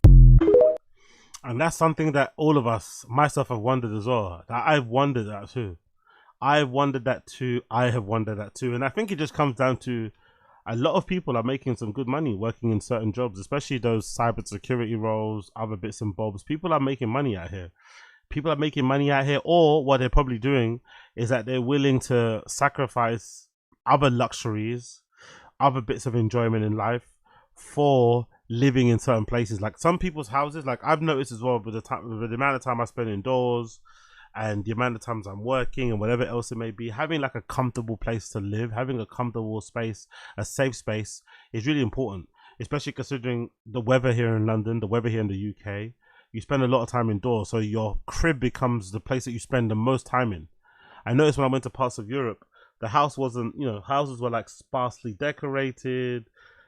People weren't really indoors all the time. People kind of lived outside because there was a lot of kind of stuff you could do outside. The weather's obviously great in certain parts of the Mediterranean, certain parts of Europe, and they've just got a different way of living. They've just got a different way of living that encourages you to kind of be outside more than being at home. So your home didn't really matter. You can kind of live a little bit on the outskirts of the city and it's fine. because you're going to travel in to see your friends and probably stay over and just get the last train back home or something if that need be the case. But in London, because the weather's shit, you probably do need to live in a place where, if you're going to be indoors all the time because the weather's shit, you should be living in a place that's nice. And places that are nice are going to be a lot of money. They're going to be spenny as fuck, right? They're going to be spenny as fuck. So she's realizing that in order to live the way that she wants to live, and again, a lot of the stuff that she mentioned in terms of prices of cribs, like £2,000 plus for two. Is it like a one bed? She said, was it one bed or two bed? Let's see, was it one bed or two bed? To live in places I want, yeah, for like a one bed is too much. To pay £2,000 for a one bed is too much. You should be paying probably that for a 2-bedroom, not for a 1-bedroom. So if she wanted, if she could be a little bit less fancy and not live in places like Clapham and shit, she could probably get something cheaper for that one bed, you know, and save already £1,000 that could go to all the stuff that she wants to do. But I think all the other things that she's spoken about in terms of eating out and the clubbing and buying clothes, I've got no problem with that. I think the major thing that she's probably made an issue with is probably the money spent on rent. But to be fair to her, you know, buying a place or renting a place like this, you're probably going to get somewhere super nice. It's going to be ready to move into. It's going to have all the, you know, bells and whistles, washer, dryer, great cooker, great fridge, wooden floors, nice high ceilings, loads of natural light coming. I mean, it's going to be a nice place when you walk into. You know, it's not going to be some fixer-upper. So that is going to be, that's going to make you comfortable. That's going to make you feel cool. That's going to make you feel chill, sorry. You're going to have a way better quality of life because, you know, going back home, there's not going to be a madness. You're not going to find some blocked toilet. You're not going to find this. You're not going to find that. So that could maybe she could say, she could argue that that is worth the price I'm paying, right? That kind of peace of mind. But for whatever reason, she said what she said, right? About what it costs, what her type of dream lifestyle is and what she needs to make in order to make it. And quite quickly, she realized that the 34 grand that most of us have made, like I think that was maybe my max amount of money I've ever made in the job, 34,000. Yeah, I think 34,000. No, 34 or 31? No, 34. Yeah, 34 was the most amount of money I ever made in a job, and I think that was at mastered. I'm pretty sure. So that type of salary, you know, there's no way you can afford those type of places. So you definitely need to cut back on a little bit. But in order to make those more monies, you're gonna have to take on more responsibilities, and taking on more responsibilities, guess what that means? That also means you're gonna have to work way more. So if you want to live in these nice places, you're going to have to be willing and ready to work way more, work way harder, take on more responsibilities, manage more people, and then you can do so, which then affects your way to enjoy your life. So it's a kind of a gift and a curse if you want these type of lifestyle. But regardless, this is her thing. This is what she wants. Now look at the response. Courtesy of some of the quotes here on X. The responses haven't been great. Somebody says here, her budget makes no fucking sense. As someone who worked full time in London and made the same amount of money she's talking about, I lived in the nicer serviced apartments. There's nothing I wanted more than to go home to my boyfriend at the time or lie in bed. Who is partying 4 times a month? Quite a lot of people, to be fair. You're enjoying your rent and your boyfriend, which is fine. She's outdoors experiencing social life and culture, which is also fine. Exactly. Clicked off the video as soon as I saw that she's looking to rent a 1-bedroom flat for 2.2k. Yeah, that's kind of crazy. The trick is don't go outside, someone says here. Just work and back to no social life. That's the only way. That's true. That's actually a good point. But I don't think you should live like that, you know? You shouldn't be trying to live like that. You should be trying to enjoy yourself. You should, whatever enjoying yourself means, whether it's going to a fucking flower market, whether it's going to a fucking farmer's market, whether it's going to a car boot sale, whatever it is, you should be trying to enjoy yourself because we only have one life. Another person says here, imagine me making 4,000 in County Durham. My house would be bigger than my Buckingham Palace and be saving nothing less than 2,500. That place is cheap as fuck. To truly buy whatever you want, you need to earn 100k. In my opinion, that's a very comfortable salary for a single person. Once you have kids, even that's too little. That's crazy, isn't it? 100k for a single person is very comfortable, but as soon as you get one kid, that 100k looks like 30k. She needs to find a partner or a family member, friends who can split bills with. That's how most people are surviving in London. If you're living on your own and want to be comfortable, this is probably about right, unfortunately. This is why most people in their 20s flat share. When you can halve a lot of these numbers, then obviously you have to less things to do as well. Exactly. So that's why a lot of people are flat sharing, because there's no other way. Unless you're in a relationship with somebody and you can split the bills, there's no way to afford it unless you're making that big bank. But to make that big bank, you got to work way harder. You got to take on more responsibilities, manage more people, and spend way more time at work, which is fucking brutal. Who wants to do that? And the quote tweets are even worse. Look at the quote tweets. I'm not going to say too much, but this is peak treatalism. Another one says, I follow this girl on TikTok. She was living rent-free in a Soho, in a Zone 6 Surrey house at her parents' house. She should have just stayed at home. Living in London, if you don't grow up, sounds a bit shit. That's the truth. I think if you're not twanged by the allure of London, living here is kind of dead. You should probably invest your money living in places like Bristol, Brighton, what is a good place? Hastings, you know. Where's another good place people live? Margate, you know, Ramsgate or Ramgate and stuff, Liverpool, Manchester. You'll probably get more out of your money. Like if she spent 2,000 on a crib in those places, she would definitely get way more space for her money. Or she could probably get a one bed for half of what she's trying to pay for in London, you know. But again, that obviously means you're living in Manchester and not, you know, enjoying your life over there in Clapham and having that sort of lifestyle which she clearly wants. Another person says, yeah, I kind of hate that my first reaction to this was seeing someone like, you don't need to eat out once a week and spend all that money. Because I don't know, thinking about it, those things are completely fine if you want it. Exactly. Exactly. Wanting to eat out once a week, spending £100 4 times a week to go out on nights out, that should be pretty normal for a single person in London. That is what a single person in London life should be about. Be able to hang out with your friends, have a cute dinner, have a glass of wine, and go out. And but again, 100 quid is cheap because, you know, for me, when the baggies are involved, that price can kind of double or triple. But if you just want to, you know, buy a ticket, put your coat in the cloakroom, and have a couple of drinks on the dance floor, 100 quid a night isn't too bad. And you should be able to do that 2 to 3 times a month without going completely broke. But for whatever reason, the cost of living here is fucking crazy. And then our government is too busy banning social media for under 16-year-olds instead of trying to affect the fucking cost of living. Crazy. Like I live in 2-bedroom in Zone 2 and my rent is 2,200. And my council ward has all Lib Dem councillors too. So you know it's not a shithole either. The video kills me because this is the kind of lifestyle we'll be experiencing in any UK city. True. But then you have to be okay with living in the UK. I think a lot of people that live in London that love this lifestyle don't want to live in another UK city. They want to live in London, you know?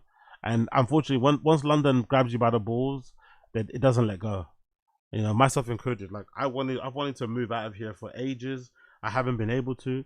A lot of it is obviously due to finances and stuff. Once I get that, of course, it's going to really open up my possibilities. But a lot of it is also just like, just putting it off.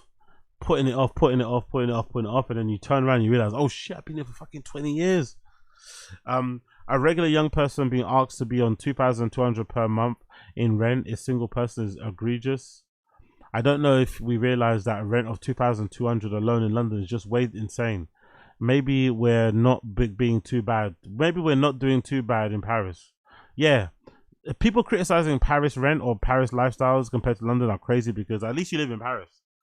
I used to live in Paris. You get to eat that fucking great food. The social life is fucking great. But as soon as you learn the language, you know, we live in these fancy new builds with not the greatest outdoor life, not the greatest weather, not the greatest people, expensive cost of living, and it's like, what do you get for it? You know, what you get a fancy postcode, you get to feel good when you like walk into your nice building and people walk past you and shit. I don't know, but living wise, not that great. Another person, LMAO. Why are people mad that she wants to go out and eat and buy things? Doesn't everyone? It being something you can't afford, she can't either, doesn't make it wrong to want it. It sucks to be able to indulge in. It sucks to not be able to indulge in life, which is what she's saying. Exactly. It sucks that you can't do this. It sucks that you have to you have to either live like a rat or you have to cut your fucking meals out to live in London. You know, that's what sucks. You have to kind of limit the things that you enjoy about living in a city in order to actually live in the city. You have to maybe start making your copies at home. You have to maybe start eating, you know, from your Tupperwares and not buying out all the time. It makes it not worthwhile because what's the point of working in a fancy city, living in a fancy city and in a cool area of London, next to fucking great food and restaurants and street carts and stuff, but then you can't eat there because you have to watch your money because you're trying to do X, Y, and Z in the near distant future that might not happen. Crazy. Everyone is dunking on her for calling it a treatler, but I think she's right, and I agree. If we had abundance politics, we would be able to afford living in major cities, and the fact that we've normalized cities being this unaffordable for young people is part of the problem. Yep, agreed.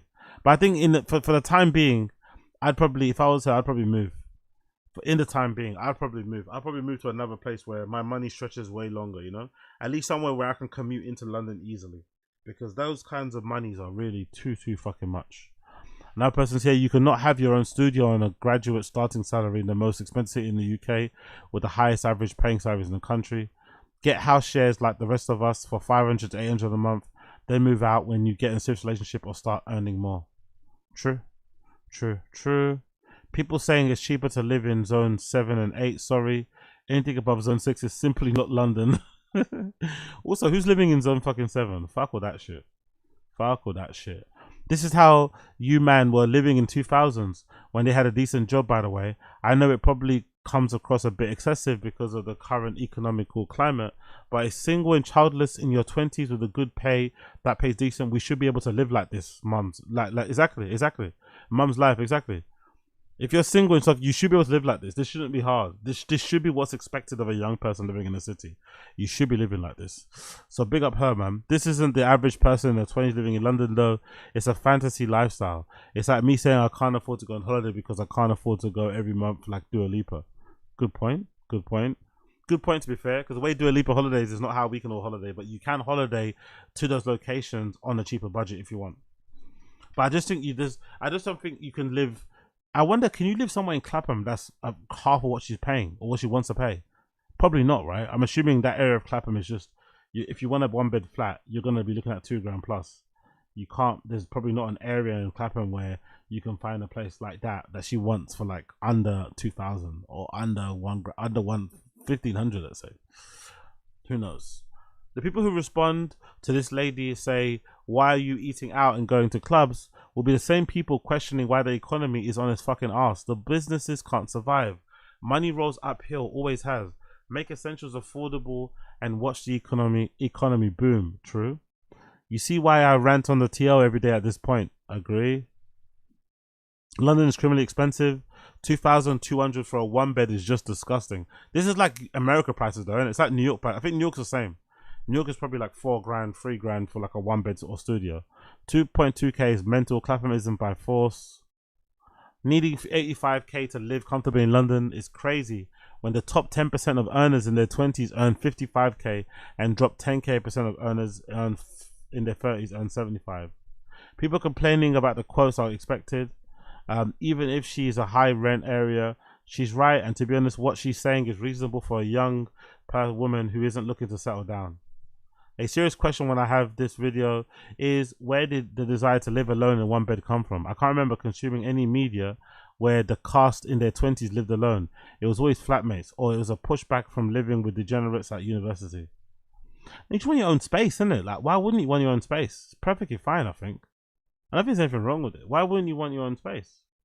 Why wouldn't you want to live in a nice crib by yourself if you can afford it? Maybe there's a lesson to be learned out of like having flatmates in your 20s and stuff. That's important. Maybe for like, you know, life building, learning how to interact with people, live with people, learning how to manage a small space, right? Because when you flat share, you probably usually got just your room to be in. So learning how to make that work is probably important as well. I'm not too sure, but I don't really think it's a bad thing to say that you want to live on your own, you know? Big up this person who quoted it. Big up Julia, the junglist historian. When I was in my 20s, I was out nearly every night because I was paying $400 per month for a 1-bedroom maisonette in a garden in Sydenham whilst earning 25k. Yeah, exactly. You can afford to do that. She needs to start getting out using Groupon and voucher and smuggling in rum punch in her bra to the dance. 2,200 rent. From why I saw Clapham on the map, I tapped out. They are booing her, but I like her approach for being young and lit. Exactly. 900 a month on going out and clothes. Isn't that much, to be fair, I'm not going to lie. But when people put the numbers like that in stark contrast, it's pretty crazy, but that's not bad. Being young and single in London, you should be going out quite a lot. Why the fuck wouldn't you go out? To be fair, the shopping is expensive, but realistically, it's hard to find a one-bedroom apartment in London for less than what she stated, and not have to travel up a lot. Most adults in London are flat sharing, and we should have more affordable options for adults to live alone. That's the thing. That's the thing we need more of. More affordable options for adults to live alone. I personally think, especially if you want your own space. There's some people that actually love flat sharing. There's some people that actually don't mind flat sharing because they don't want to be alone. Because when you're obviously living by yourself, there's going to be a lot of periods where you're alone in silence. But if you're flat share, you're kind of like, it's like being in uni. It's like living in halls where you live with other adults. So it's almost like people who prefer staying in hostels over hotels. You know that exists, right? There's people that prefer staying in hostels over Airbnbs on their own or over hotels on their own. Because in hostels, you're kind of forced to interact with people. You all sleep in one room. There's like a common area. There's usually a kitchen area to eat and shit. So you kind of get forced to interact with other people. So it kind of makes it easier to make friends, maybe improve your experience when you're out on holiday, etc., etc., etc. But I think she did nothing wrong. I think that girl said absolutely nothing wrong. And I agree with her that, you know, unfortunately, there comes a point where if you want to live in London and live a particular lifestyle, you just realize that you have to just make more money. There is no saving that can ever make you live the lifestyle you want. It's cutting back on your Pret-a-Manger's, cutting back on your fucking Greg's sausage roll, cutting back on your Starbucks coffee, on your Costa coffee is not going to allow you to live comfortably in a city like London. It's similar to New York. You're not going to live comfortably in New York because you take your fucking packed lunch to fucking work every day. You're going to live comfortably in New York once you start making more money. You know, that's the only way. Make more money and then you can start enjoying life. But cutting back and not going to fucking Whole Foods and shit isn't going to really change much. Isn't going to really move the needle. So I really do agree with her, what she's saying. And I wish there could be more of a focus on affordable housing. I really wish there could be more of a focus on stuff like affordable housing instead of what we usually get nowadays. But you know, this government and the way that they move is not normal. This government and the way that they move is not freaking normal. That's for sure. That's for freaking sure. Okie dokie, let's move on. Let's actually double check and talk about this topic regarding the social media ban for under 16-year-olds. The social media ban for under 16-year-olds. I feel so fucking bad for under 16-year-olds that live in the UK. I feel fucking bad for you kids because this is completely unfair. And again, I don't necessarily think addresses anything. Not gonna lie. I think this ban on social media for under 16-year-olds is gonna come into effect next year. It does not do anything. And I think it again doesn't address what's really going on. The real issues in this city, I think, or this country, definitely revolve around housing, definitely revolve around education, definitely revolve around immigration, definitely revolve around jobs and employment and shit like that.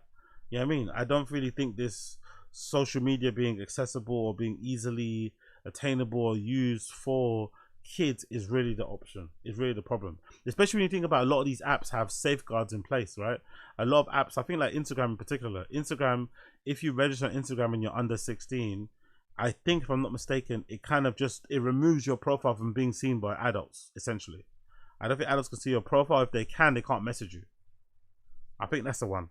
I think adults can see your profile, but they can't message you. So social media apps have loads of safeguards and features in place to prevent any fucking madness happening between adults and children. So you don't really need, and especially if you're, if you're a child and you grow up in a household where your parents actually love you and kind of care for you, they're also going to be keeping an eye out for you. I don't think you need the government to step in and limit what the kids are doing on social media. I think this is a bit excessive, but let's read the article anyway. Courtesy of the BBC.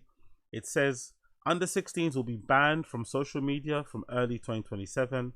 Under 16s will be banned from social media in the UK from early 2027. I can only imagine if they try to do this in the US. If they try to run this in the US, the protests would be fucking crazy if they try to run this. If they try to run this, the protest from all the TikTok kids will be fucking crazy. Millions of children in the UK will be forced off of social media after the government announced it would ban under 16s from accessing a range of platforms. Apps including TikTok, Snapchat and Instagram will become inaccessible for children, Prime Minister Keir Starmer said.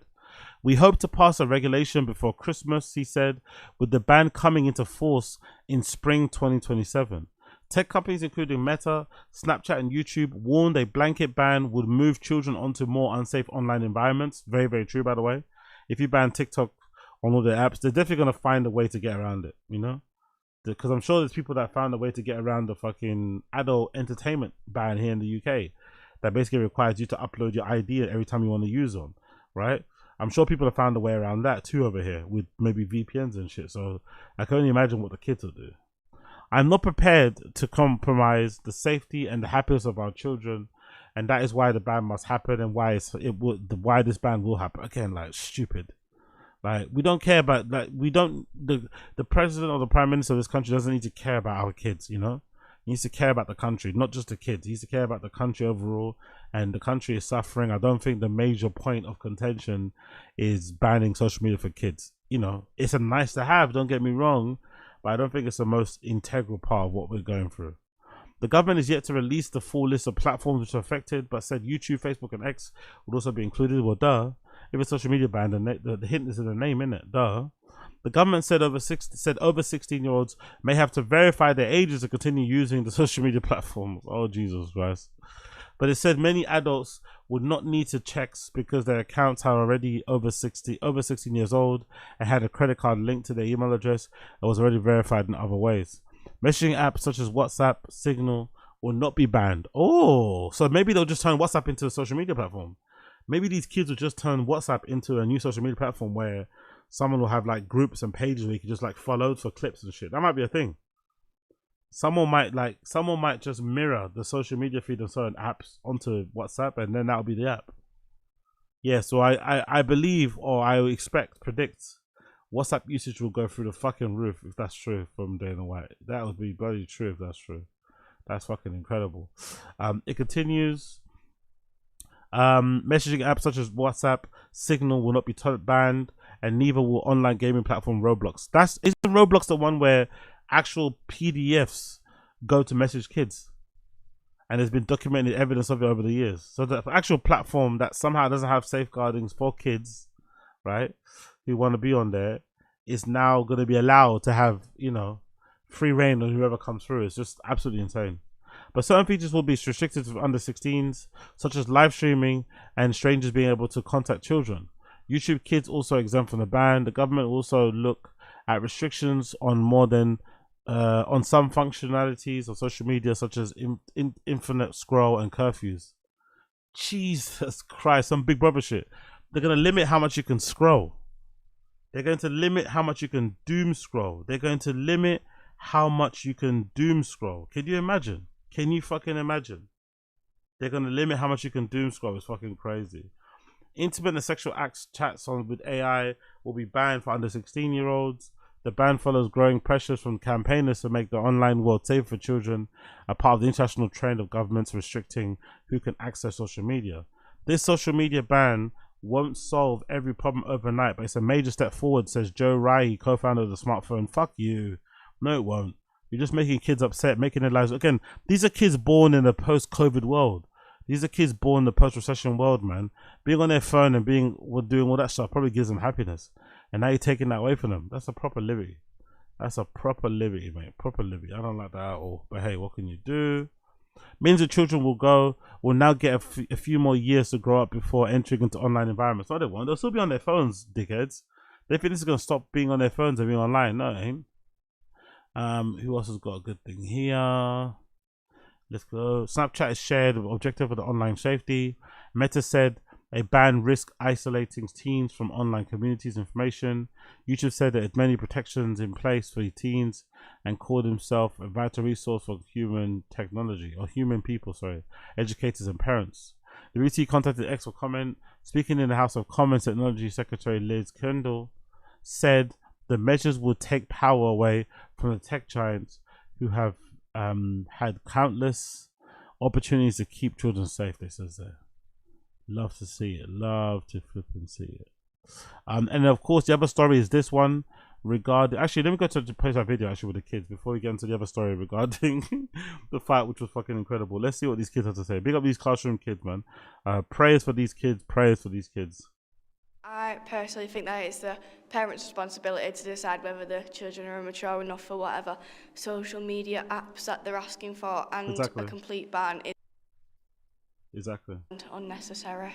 You might be like, oh, your parents. I personally think that it's the parents' responsibility to decide whether the children are mature enough for whatever social media apps that they're asking for, and a complete ban is a bit like authoritative and unnecessary. You might be like, oh, your parents should be. You know what's really funny as well, by the way?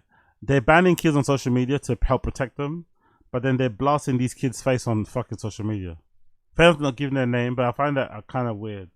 You want to protect kids from social media, but then here you are blasting these teenage kids' faces all over fucking YouTube, all over videos and shit. Hilarious, by the way, hilarious. Was responsible for it, but most parents might not be aware if their kid has social media. So if the government, and it's better that the government do something rather than do nothing. I just feel that like it maybe shouldn't have been banned. Maybe it should be more restricted, so you can't talk to people that you don't know or just people that aren't very nice. I don't think it should be banned, but I think it should be like limited. Like I think you should just have a certain amount of time, and then you should be like should go outside possibly. Every single time they doom scroll, they're seeing stuff that. Touch grass. I love this kid. You should probably go outside. Yeah, I like that actually. You should probably go outside and touch grass. I love it. Outside possibly. Every single time they doom scroll, they're seeing stuff that they don't want to see perhaps, and that's social media. You know, people can get anxious and stuff like that. I know in the future it will have a positive impact on young people's lives and their mental health. I think that.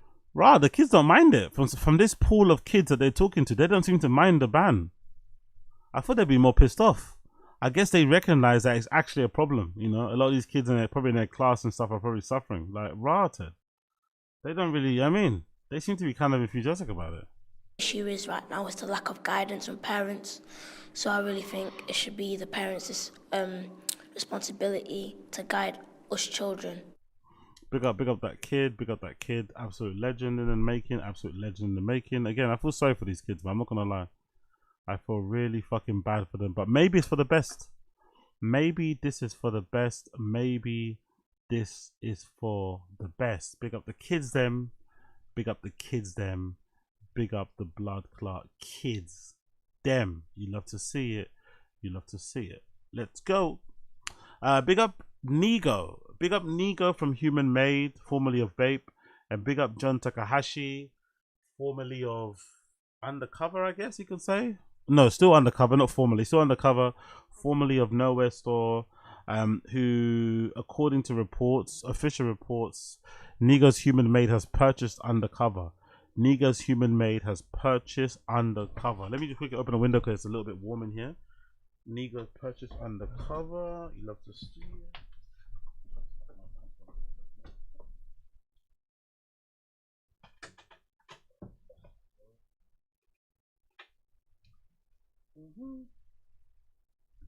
Cool. That open a little bit.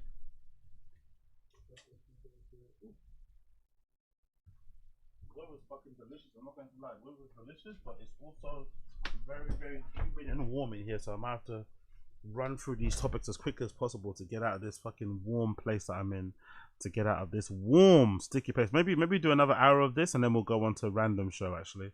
And we'll do a little bit of Brendan Shaw reacting. I think we'll do a little bit of this for the next hour or so, and then we'll run over and do a bit of Fire and the Kid, and then I'm going to random show. Brendan Shaw reacting, and then I'm going to have to go outside and get some fresh air because it is absolutely sticky in here. Anyway, continuing on. Courtesy of High Sonobiety. Why is one Japanese fashion giant buying another? Why is one fashion giant buying another? This is regarding the story that Nigo's Human Made, his new brand post Bape, has purchased Undercover. You love to see it. Let's read the article here. It says as follows. On June 15th, Human Made announced that it was acquiring all shares of Undercover by 2028. Simultaneously merges two supremely famous Japanese clothing companies and demonstrates a surprising flex from an emergent industry titan. That is to say, who would expect Human Made to become the next big Japanese fashion conglomerate? It's worth stepping back to contextualize why exactly it's so wild that streetwear leading Human Made is absorbing edgy fashion darling Undercover, because it is. It's not that crazy because Undercover kind of started off being streetwear adjacent. Obviously with John Takahashi being the founder and his history in streetwear and the stuff that he's done in the past, especially specifically the store that used to own with Nigo, when Nigo was first starting, Babe, called Nowhere, where they sold all their clothes and their wares out of. It was almost like a very early version of a select shop. And a select shop is sort of like Dover Street Market, like Good Hood, where they had various brands, all kind of housed in one store. Maybe the precursor to a store like Hideout that used to exist here in London, RIP to Hideout. So they did really fucking well. So John Takashi's always been, I think, streetwear adjacent. Yes, his runway things are very, you know, fashion forward, but you look at some of the menswear collections that he puts together, they look, you know, in my opinion, they're very, very, very, very streetwear influenced. So I'm not too surprised. And I also think it's pretty cool that Nigo's doing this with Human Made, because like I mentioned in the other episode, there was a time where Nigo had to kind of give up and sell his brand for peanuts because he kind of ran out of money to operate it, to like if I'm pretty sure it was like a Chinese holding company conglomerate. And obviously since then Baby's gone to shit, in my personal opinion.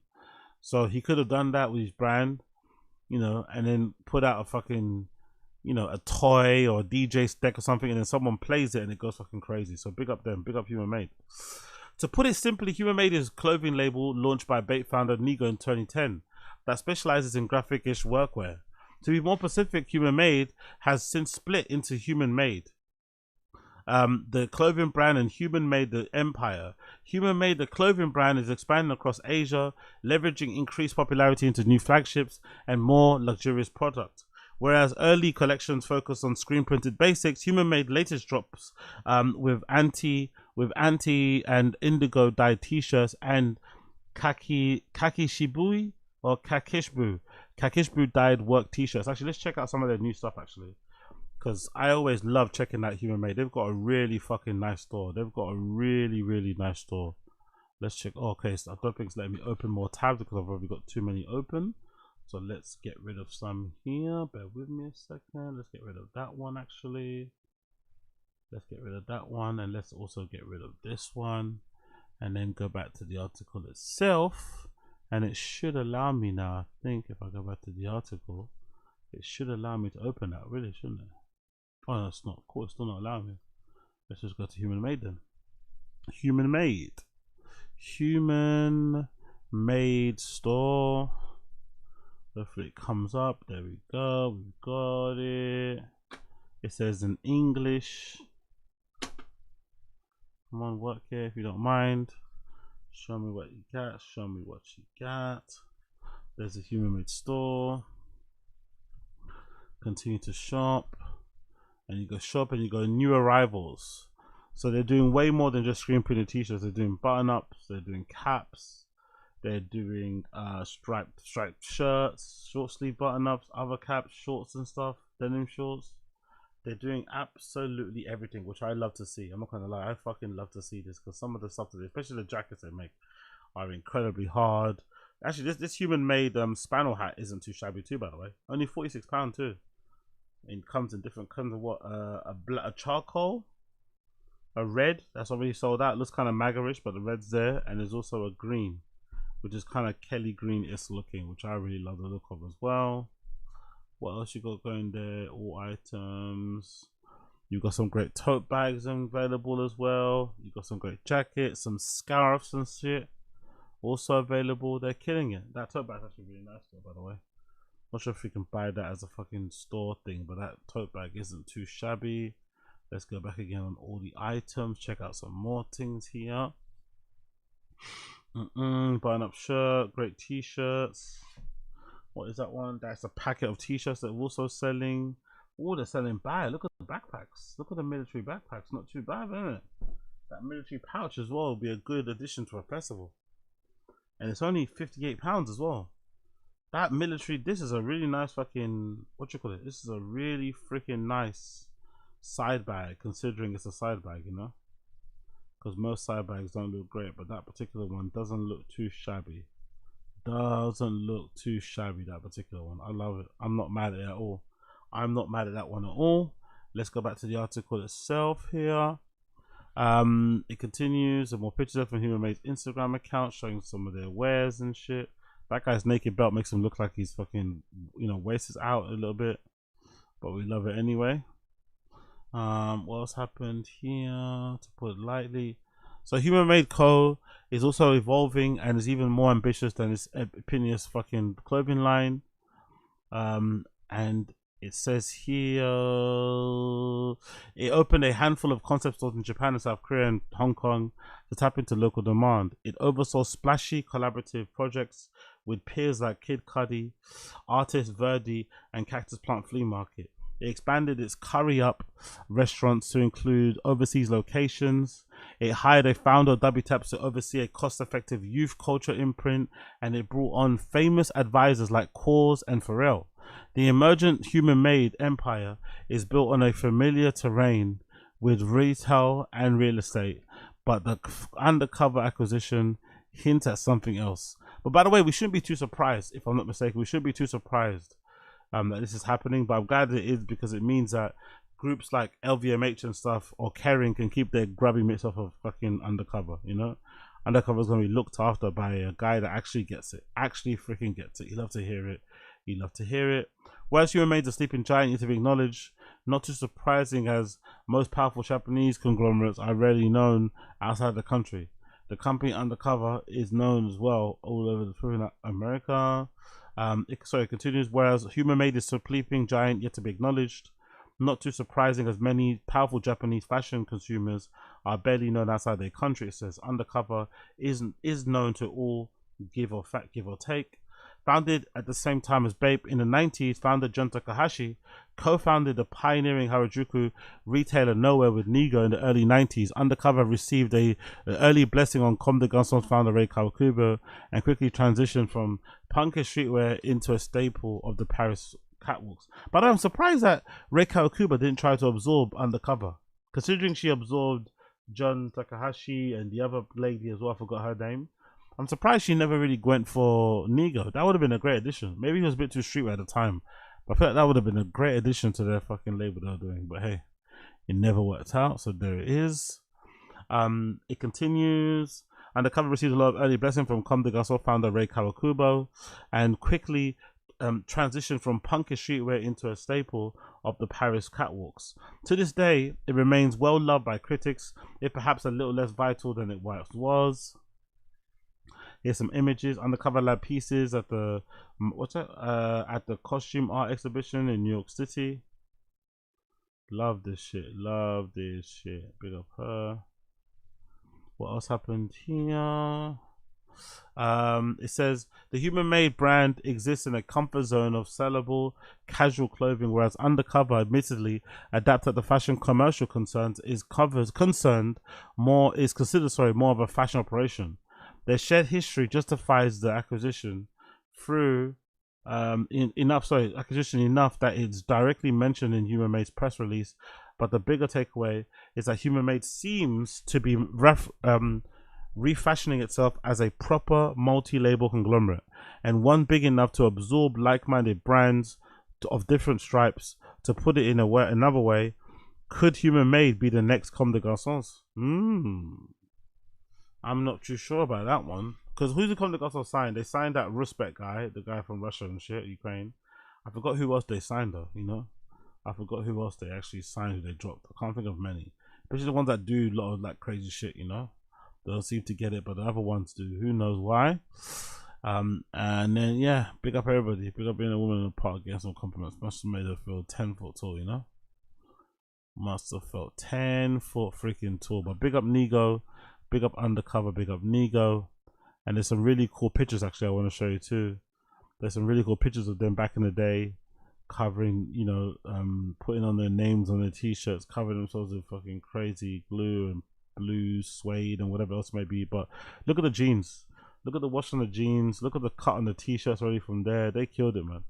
They fucking killed it. They fucking killed it. So all that stuff is coming back into relevance. Obviously, you got the last Orgy 2 coach's jacket that I think completely sold out. I went to get one, but it's gone.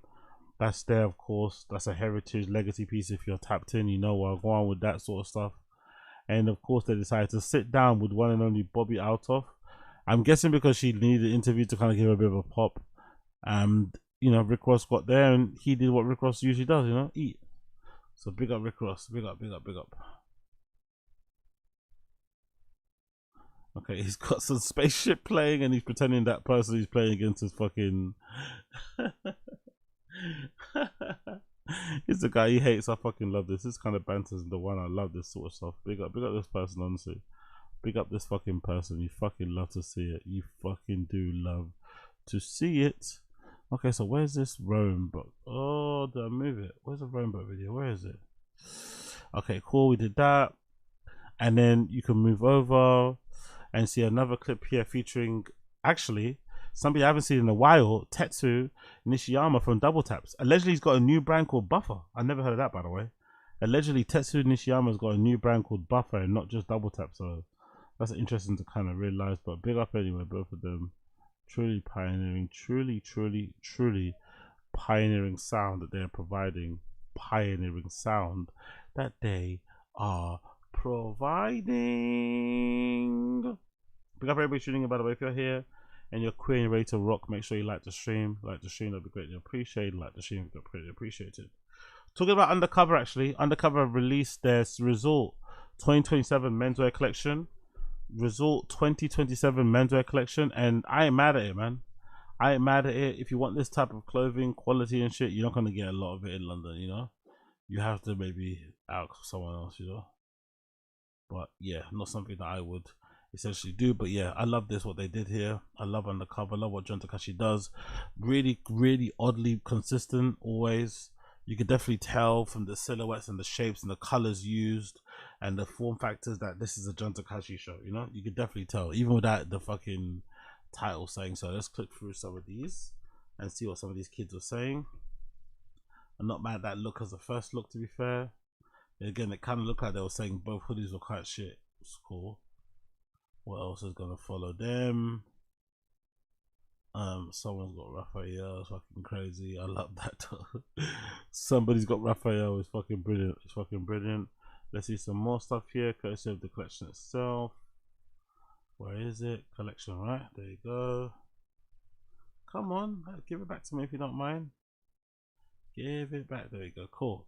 Menswear post-punk informed normcore for more than from the mid-90s to its modern streetwear that 1950s league is to 1960s prepper and mood swings. A singular stirring of the pot will remain. What's that? Oh, Jesus Christ, what do I have, man? I believe, sorry, the prepper mood, a singular starting point from which the varieties and the subspecies of the wearable culture would branch. This Undercover collection, very Larry Clark, very Jenny Holzer, 90s skate grunge with a trace of surf, seemed to hark to nostalgically back to the moment when the generic brands and the garment types from Gap and Dickies to stadium jackets and check flannel shirts, where we find them all the time. In the all the fixed by where we fixed in by time, so a bad experience, shopped attitude of their Gen Z wearers. So I wonder if this was a purposely done. Did John Takashi purposely plan this sort of like streetwear more forward collection, knowing full well that he's gonna do a face reveal later with his son? Who knows? Who knows? Who knows? You love to see it though. Let's continue. 90s shake, 90s skate and grunge with a trace of surf seemed to hark nostalgically back to a moment when generic brands and generic types from Gap and Dickies to stadium jackets and check flannel shirts were fixed in time by the experience-shaped attitude of their Gen Z counterparts or Gen X wearers. Let's continue. Yet this being Undercover, the collection came with an undercurrents, undertones, and what the sparse press noted called subtle disproportions. Placed there by John Takahashi as a glitch, as a flipping glitch, yeah, as a glitch, undertones and pras, placed under John Takahashi, glitches that under richness, and as a designer was unavailable to speak, it seems much more truthful to relay words that he pleaded with them to say as he was flipping frying them up. Let's read. It says, come on, guy, come on. Tell us how you really feel. So let's check through some of the comments here on this particular collection on Vogue.com. Let's see what they're fucking saying. Let's see what they're freaking saying. You know how it is. You know how it is. So First things first here. You got the jacket that I spoke about earlier. I love those check, oh no, what they call tartan pants, actually the red ones. I wonder if they're bondage with a little strap on the back. That white linen short sleeve button up there is absolutely gorgeous, as is this kind of green round neck. I'm not mad at that. I ain't mad at that. Who else is here? You got great short sets, by the way. I love this short set here. You got really great short sets. I'm somebody that loves a good short set, but this is really fucking beautiful. Very good looking short sets here. Very good looking clothes in general. And yeah, loads of standout pieces. Silhouette wise, loads of standout pieces. Stuff that generally fit most people down the street, especially because you think they've purposely changed a lot of their styling, a lot of their fucking stuff to make it more European friendly. And so far I'm seeing a lot of stuff that's inspired by that actually. It's really good. Okay, shit. It looks really good. No, it doesn't. I'm dumb. It's fucking crazy. Oh, I'm dying. But yeah, big up John Takashi. Big up Nigo. You love to see it. Big up Nigo. You love to see it. Big up Blood Clot Nigo. And then we got one more post here, courtesy of Business and Fashion. Big up Lee, or big up Lei. Is it Lee or Lei? Lei Takanashi. Really good follow over there on X as well. Make sure you check him out. Big up Lei or Lee Takanashi. I appreciate you. The headline says, Human Made acquiring Undercover. Human Made is buying Undercover. The Japanese streetwear company revealed its latest acquisition, intent to acquire, not acquisition, the Tokyo-based label in a letter filed on Monday by Human Made Chief Executive Rei Matsunama. The letter is not legally binding, but noted that Human Made intends to carry on discussion of the viewers with a polite and rising tone. So he thinks he could speak. Okay, so I guess he's maybe trying to run away from the mayor's office. Maybe he just doesn't want to be clowned on all the time. That's particularly funny. That's particularly okay. That's particularly okay, to be fair. I'm particularly okay. No worries, no worries, no worries. It continued, the letter is not legally binding, but noted that Human Made intends to carry on discussions and reviews with the aim of executing a legally binding share purchase agreement, anticipated to take place in September, with the share transfer to occur in early 2027. So by 2027, Undercover will be under the umbrella of Human Made, which is pretty fucking sick considering both people of the brands are best friends, you know, good friends, let's say. The acquisition price will not be based on the value calculated by the third party. According to a letter, both Human Made and Undercover declined to comment any further. The deal would mark a symbolic union for, what's his name? Whatever that guy's name is. The deal could mark a symbolic union of Undercover design Takahashi and Joe Takahashi founder.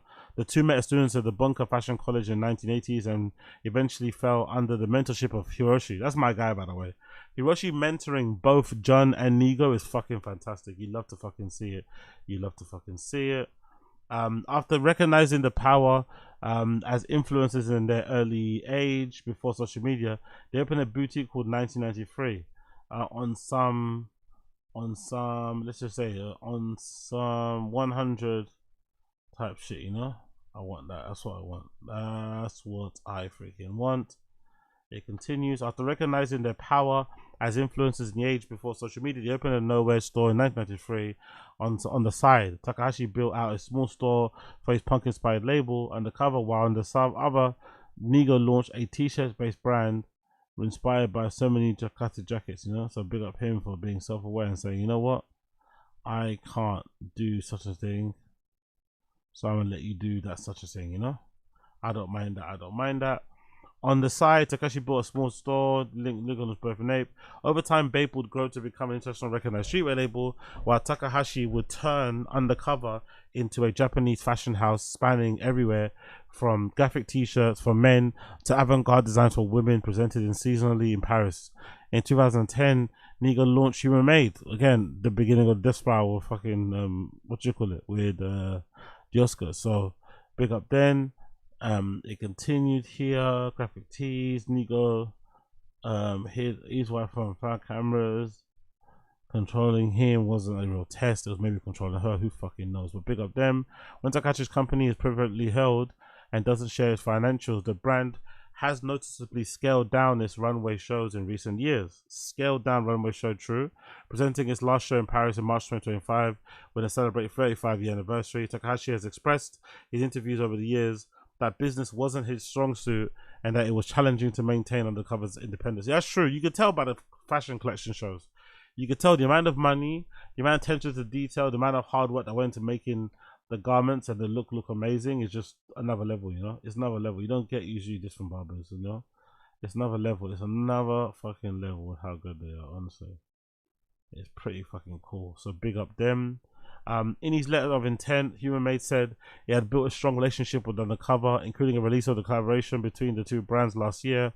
He noted that part of the growth generally at every one of these things will be, doesn't say here in the letter, politics, to announce to companies whose brand equity could significantly translate into politics.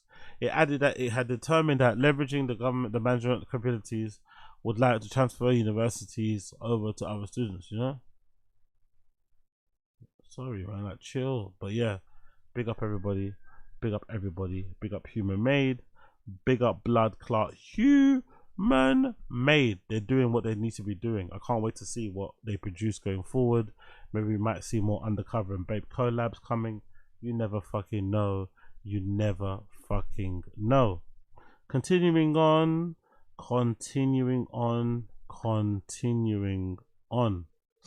Let's get rid of some of these tabs so my thing doesn't crash. Big up who's this? Big up JP. Big up Joseph JP Patterson. I recognize his name from the Rewind forums. I think Real Magazine forums back in the day, and also stuff. I forgot what he used to do. I think he used to be with that fucking oh, what's that girl? That donut girl. Sam Frank? Sarah Frank? Hyper Frank. That's it. Hyper Frank. I don't know if you guys remember Hyper Frank from back in the day. She used to be a writer, talking about grime stuff. I think early on, she went quite viral, did quite well for herself. But you know, she had some donut opinions, let's say, about grime. At least in my opinion, I remember I didn't really used to like some of her opinions and some of her opining on the culture and grime and shit back in the day, because she used to report on it. I think for Rewind and then for herself for a bit. And I remember us having a little bit of a tete-a-tete on the internet. I don't remember exactly what over. And then I randomly saw her in Plaster, because I used to live in that area with my family. I'm from, like, you know, that part of London. And I remember walking, like, a particular area in Plaster that, you know, unless you're from there, you don't know. And I remember walking down the street. I remember, maybe I was running. I think that might be the time when I was running a lot. Running down the street, I remember seeing her in a car. Pretty sure it was like a Volkswagen, some sort of red car anyway. Fucking hilarious. Anyway, that JP guy is from that same sort of generation of people. He's now gone on, I guess, to write for Complex. I think Complex UK. I'm not too sure what he's doing over there, but big up him. He wrote this article called his cultural picks for June. JP's cultural picks for June, courtesy of Complex, that I thought was interesting to kind of dig into, because it talks about Trapstar and how important they are to UK streetwear, and obviously, you know, the recent things that have gone on with the company being on the brink of insolvency, on the brink of bankruptcy, but then being saved at the last minute by Foot Asylum of all places. So Foot Asylum is now in charge of Trapstar, and you know, some people would say it's the beginning of the end. I think it's a good thing because it saves the company going forward. But clearly, the financial problems of Trapstar probably could have been avoided if, you know, they probably maybe lived a modest lifestyle. Who knows? Maybe I'm talking about my house. You never know. Let's see what he has to say. Courtesy of JP says, Trapstar made the world pay attention to UK streetwear. Let's put some respect on their name. It says the following. Trapstar are officially back in the game, but did they really go anywhere? Less than 48 hours after the reports hit the brand that was heading into administration, another flash dropped. West London label founded by Mikey Lee and Will in 2008, sorry, have been acquired by the retail giant content platform Foot Asylum. Honestly, it's crazy that they were founded then, because that was specifically the time I was working in 1948 store in Shoreditch. And I remember they were one of the first brands I kind of got exposed to in terms of UK streetwear, because I think they took part in, we did this thing, or I remember I helped organize this like streetwear market thing. We did it on like a Sunday or something. It was kind of cool, man. Honestly, 1948 store in Shoreditch was ahead of its time, man. I know it was a Nike store and shit, but we did some cool shit. Us and the other staff members out there. Big up Wesley from fucking Foot Patrol, formerly, who used to be our manager there as well. Great dude. And everyone that I worked with over there was fucking amazing. But I remember being exposed to Trapstar because I think they were one of the first brands that came through and sold their wares when they were doing this Trapstar thing. And also my other friend called Alex as well, big up him. With his brand called All Caps. So while some come across social media were already writing them off, the Trapstar trio were busy securing the brand's future. Hats off to them. Now, I'm not here to give forensic breakdown on the administration report. See Quinn Charmaine for that. But this is giving flowers to the UK empire that has helped to pave the way for so many of the streetwear brands. If you've been around long enough, you know that Trapstar has been an integral cog of the UK's cultural wheel for many years. Yeah, they have, but they kind of let, you know, they kind of let fucking Cortez come and take the first place. Although Cortez maybe appeals to a different type of consumer, maybe, aesthetically speaking. And I really haven't seen many clips or pictures of Clint hanging around with those, or being in the same place as them, you know, as the guys from Trapstar. I feel like for whatever reason, the guys from Trapstar, they don't really, maybe they're not mixy, you know? You don't really see them in a lot of these like fashion-y, streetwear-y type of pictures that Clinton's involved in. They're not really involved in that community. Or maybe it's just because they're older. Maybe because Clint's I think Clint might be 10 years younger than those guys from Trapstar. That might be the reason, but it's, you know, I feel like, you know, Trapstar missed a bit of a thing where they kind of should have been the main UK brand. They should have never let Cortez come in and do what they did, you know? But hey, I guess it is what it is. If you've been around long enough, you'll know that Trapstar has been an integral cog of the UK's cultural wheel for many years. But let me take you back for a second. The year is 2009, and you've just rolled out of a Lily Allen's album launch party at Yo-Yo's in Notting Hill. Fucking hell, Yo-Yo's, man. Legendary club in Notting Hill. Legendary club in London in general. Shit. Where in one corner Adele is skanking out, in another Tinty Strider and Rough Squad are posted up, and in the next Mark Ronson is chopping it up about a bunch of cool kids in the Manor. Outside there is a group of, by the way, Manor, outside there's a group of guys standing around on a convoy whips, music thumping, holding what looks like a pizza boxes. People are handing over cash for said boxes and walking away smiling. It feels like an opening scene of Paid in Full. In those boxes, Trapstar tees, graphic heavy in a range of colors. Yeah, that was true. They sell them like pizza boxes, isn't it? They were first on that, by the way. They were first on that sort of like viral, or that sort of like hand-to-hand selling. That sort of like scavenger hunting stuff, you know? Different types of packaging and whatnot with their clothes. I wonder if that was kind of like a tie-in to that era, because Bape was, like, you know, Bape was really popular back then, and Bape had the Ziploc bags for the t-shirts and shit. I wonder. I was lucky enough to get given one, having known Mikey through him coming down to my grime club night, Chock-a-Block. Oh, I remember Chock-a-Block as well. Jesus Christ, what an era! Which was a bit of a cool kids hotspot at the time. Okay, all right, JP, let's stop whacking. Let's stop beating our own meat, bro. Big up him though. But then in those first couple of years, Trapstar was mostly for friends of the brand and West London locals. But that was part of the appeal. By the way, that was what Nigo did too. That was the early playbook. The early playbook of signing a streetwear brand was to print 30 t-shirts or whatever you're doing, hats, hoodies and shit. Try and sell 15 and give away 15 to all your coolest friends. That was the fucking template. That was how you took your brand from being unknown to known. Make 30 items, make 30 products, screen print 30 t-shirts, give 15 away to your cool friends, and then try and sell 15. Or maybe give away the 15 first, see if it gets a bit of buzz going for your brand, then put the 15 up for sale, but never mention you only printed 15. They sell out in 2 seconds, and then you're like, oh, printing more soon.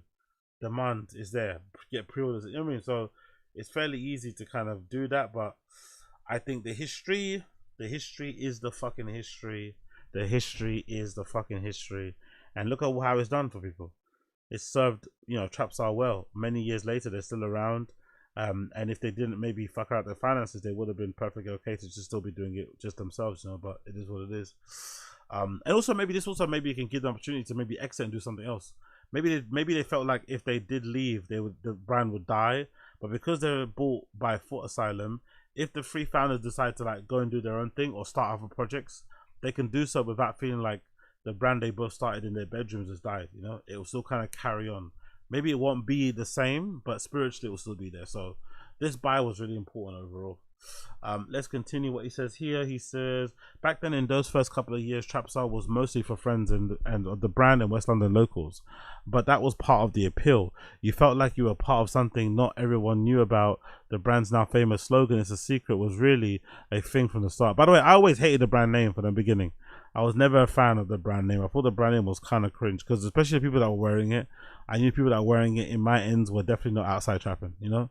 The people that were wearing it in my ends from where I'm from, they were definitely not outside trapping. There are some places where people were, you know, living their raps, but I can categorically say that there wasn't many trap stars in where I kind of grew up, you know? No, sorry, maybe there was trap stars, but, you know, the other implication, not so much. Let's continue. You felt like you're in a secret. No TikTok rollouts, no marketing teams trying to drum up trying to drum up hype. If people were talking about Trapstar, it was because they had legit discovered it themselves. And that's what made the brand so unique for those early days. I agree. Watching the rise of Cortez and the hype around Clint reminds me of those early Trapstar days. Not because the brands are similar, but because the reaction feels familiar. Yeah, for sure. The excitement around it, the demand for it, the gas of seeing something for your own, capture the world and the online world's attention. Whatever you think of the brand and what Cortez has achieved, it's super impressive. Clint has built one of the most in-demand labels in streetwear, with the whole generation invested in not just what the brand is, but in him as well. But some of the talk around its rise seems to ignore that what came before it, as it sold out drops, celeb cosigns, and cultural shifting globally. Scene moments didn't exist before this new social media era. Exactly. And I think what Clint has done really well, to be fair, is market himself really well. He's made himself the brand too. That's something that maybe the Trapstar guys didn't do enough of, because back then, and it's even till now, that generation of people, you know, it was all about being secretive. It was all about being chill. It was all about not letting it be known that you're the person behind this cool thing. Just operate it, own it yourself, but never being in front. Do you know what I mean? That was kind of the vibe. So big up them. Big up fucking them. Last two paragraphs here. Before TikTok and Instagram, before the viral location, Trapstar and many of us within London's creative scene were already sitting front row at fashion shows, moving in the same circle as some of these building communities around us that repped where they came from. And that's why Trapstar's story will always matter. Without them, it's hard to imagine brands like Cortez, Manchester's Clint's, and to an extent even Palace commanding the same level of respect. That's true. That's actually a good point, to be fair. I always wondered, by the way, does Cortez have a problem with Clint's? That brand, I think it's a footwear brand, right? They make like these really massive, chunky, sort of like cool running shoes things. I wonder if Clinton's ever had a problem with them, because the brand is named after his name, but it does other things, right? It just does those shoes, I think, if I'm not mistaken. I wonder. UK streetwear brands are now seen as legitimate cultural exports. Exactly. There was a time where UK brands weren't even a thing. American people would treat UK brands to how they treat fucking accents, you know, our accents or our food. UK streetwear brands are seen as legitimate cultural exports, brands that celebs want to rock in their everyday lives rather than being given brand to wear them. Trapstar along the way, while they had the ME, helped to create the shift. Oh yeah, true. Trapstar along the way, helped to create a shift. They opened the doors and set a blueprint that many of us will go and follow. What they also did was prove that a streetwear brand from London, young black London at that, could sit comfortably on the world stage. So the next time you think about counting them out, just remember, before the timelines, before every drop became a hype thing, there was Trapstar. That's actually a good article. It's a bit glazy. It's actually a good article though. It's a bit glazy and a bit shitty, but it's actually a really good article. And he spoke very well about the importance of Trapstar in this current streetwear climate, and basically how important it was for them to be saved. And I agree. It was super important for them to be saved. I'm glad they did get saved. I'm glad they did get saved. Talking about getting saved, am I the only person that thought the founder represent? Big up George Heaton, big fan of his. Think he does some really good content online. Very inspiring, motivating figure to follow. And obviously Represent are killing it. But did anyone think that George Heaton, when he made this post, that he was slyly talking about what happened with Trapstar? Because he was confused. I remember when the story went viral, he was like, what the fuck's going on with Trapstar? Why is everyone talking about them? So I think it kind of caught him off guard, because he probably thought they were doing really well. So he didn't really understand why they would have the troubles that they had. But, you know, if you kind of think critically, of course, there are issues. I think on the official filing, the issues were partly blamed towards their inability to basically make products, right? They've got a lot of these pre-orders and stuff, but they actually can't make the product physically. They don't have the money to make it. Production issues. And obviously that could be a reason, but I remember thinking about it for a couple of minutes when the news broke, and I thought to myself, you know what? Even when I was first exposed to Trapstar, and this was like a year in, they was basically in their first year of operations, whilst I was working at 1948, the concept kind of Nike lab store that was launched during the Beijing Olympics, right? I remember even back then, those guys look very shiny, you know? Yes, they're West London guys. West London dudes in general get money and they like to like flex and, you know, and do whatever. But I remember them being very shiny. I remember them driving cars. I remember them wearing, you know, nice watches and cool shoes. So I wonder if a lot of the reason why Trapstar went into financial disrepute or was on the brink of bankruptcy might have been because the founders were paying themselves handsomely. the founders were, you know, living well. They weren't doing what most founders of brands do, or projects where you kind of pour every profit back into what you're doing and take the least possible for your living circumstances, but you pour most of what you make back into the business to kind of help keep it afloat. I guess maybe they weren't, you know, I guess maybe for them it was like most important to make sure they looked a certain way, which understandable too, because they're like, you know, the pressures they have is that they're like an urban streetwear brand. If you're an urban streetwear brand, you can't be grungy, you know, you can't have dirt. Well, you can't be having dirty vans. You kind of have to look a certain way. You have to look cool, you know, you have to have the chain on, you have to have the cool clothes, all this malarkey. So maybe their success kind of played a role in the fact that they had to present a certain way. You never know, you never know. The only reason why I say that is because this video of George Heaton, I felt like was him talking directly to the situation. I felt like this was kind of like, I wouldn't say it was sneak this in, but I'd say it was like a sneak acknowledgement of what was happening and maybe giving advice to other brands coming up that, hey, when you start a brand, don't take a big salary. Don't pay yourself handsomely. Take as little money as possible. If better, you know, it'll be more advantageous if you take no money. Work for quote unquote free on your own brand until the brand is on its feet doing well, then you can take whatever salary you want out of it, you know. But work on the actual brand, work on the actual thing. Don't just look for the quick money fixes. I think this was aimed slightly at Trapstar. I could be wrong, but I think it was. Big up George Heaton. This is the amount of money I took out of my business over the past 15 years whilst I was building my brand. I started from zero. 2011, I paid myself nothing. 2012, nothing. 2013, nothing. 2014, nothing. 2015, nothing. 2016, minimum wage. 2017, minimum wage. 2018, minimum wage. 2019, £50,000. 2020, £100,000. 2021, £250,000. 2022 up until now, a shitload more, especially his last year or two. Now, if you look at that, that's what you call delayed gratification. That's what you call building from zero. I paid myself the least out of every single person in my business for 10 years, and Mike as well. We put every single penny back into that brand to grow that brand to become what it is today. And if this is a lesson on delayed gratification or long-term planning or just believing in yourself, then I guess that's why I'm putting it out there.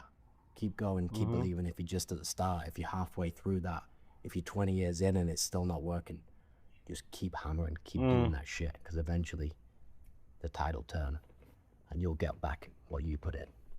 That's true, man. That's true. Delayed gratification is really important. I forget something about that, but again, like I said, I think they've got the pressures to look in a certain way is really important. But if you're doing this really because you want to do it, because this is something that you think is your calling, because you feel like you have a particular point of view on clothes and whatever else it may be, because you're trying to build your own wardrobe and also try and sell those to customers, which I think is the best way to go, to be fair. I think having a brand, the best way to approach a streetwear brand would be just to make the stuff that you want. I think that's how brands started anyway. That's how streetwear, I think, was birthed. That's why streetwear was so successful. It was like these brands all having their different interpretation of what the perfect hoodie is. Maybe one brand, a perfect hoodie was a really big kangaroo pocket because they tend to carry a lot of things. Maybe the kangaroo pocket had zips. Maybe this other streetwear brand doesn't have drawstrings on theirs. They just have a really big hood that allows you to kind of hide from the world because you like hiding from the world in more time, you know? Maybe your hood maybe is a little bit made of nicer materials. Maybe it's got longer sleeves, whatever it may be, right?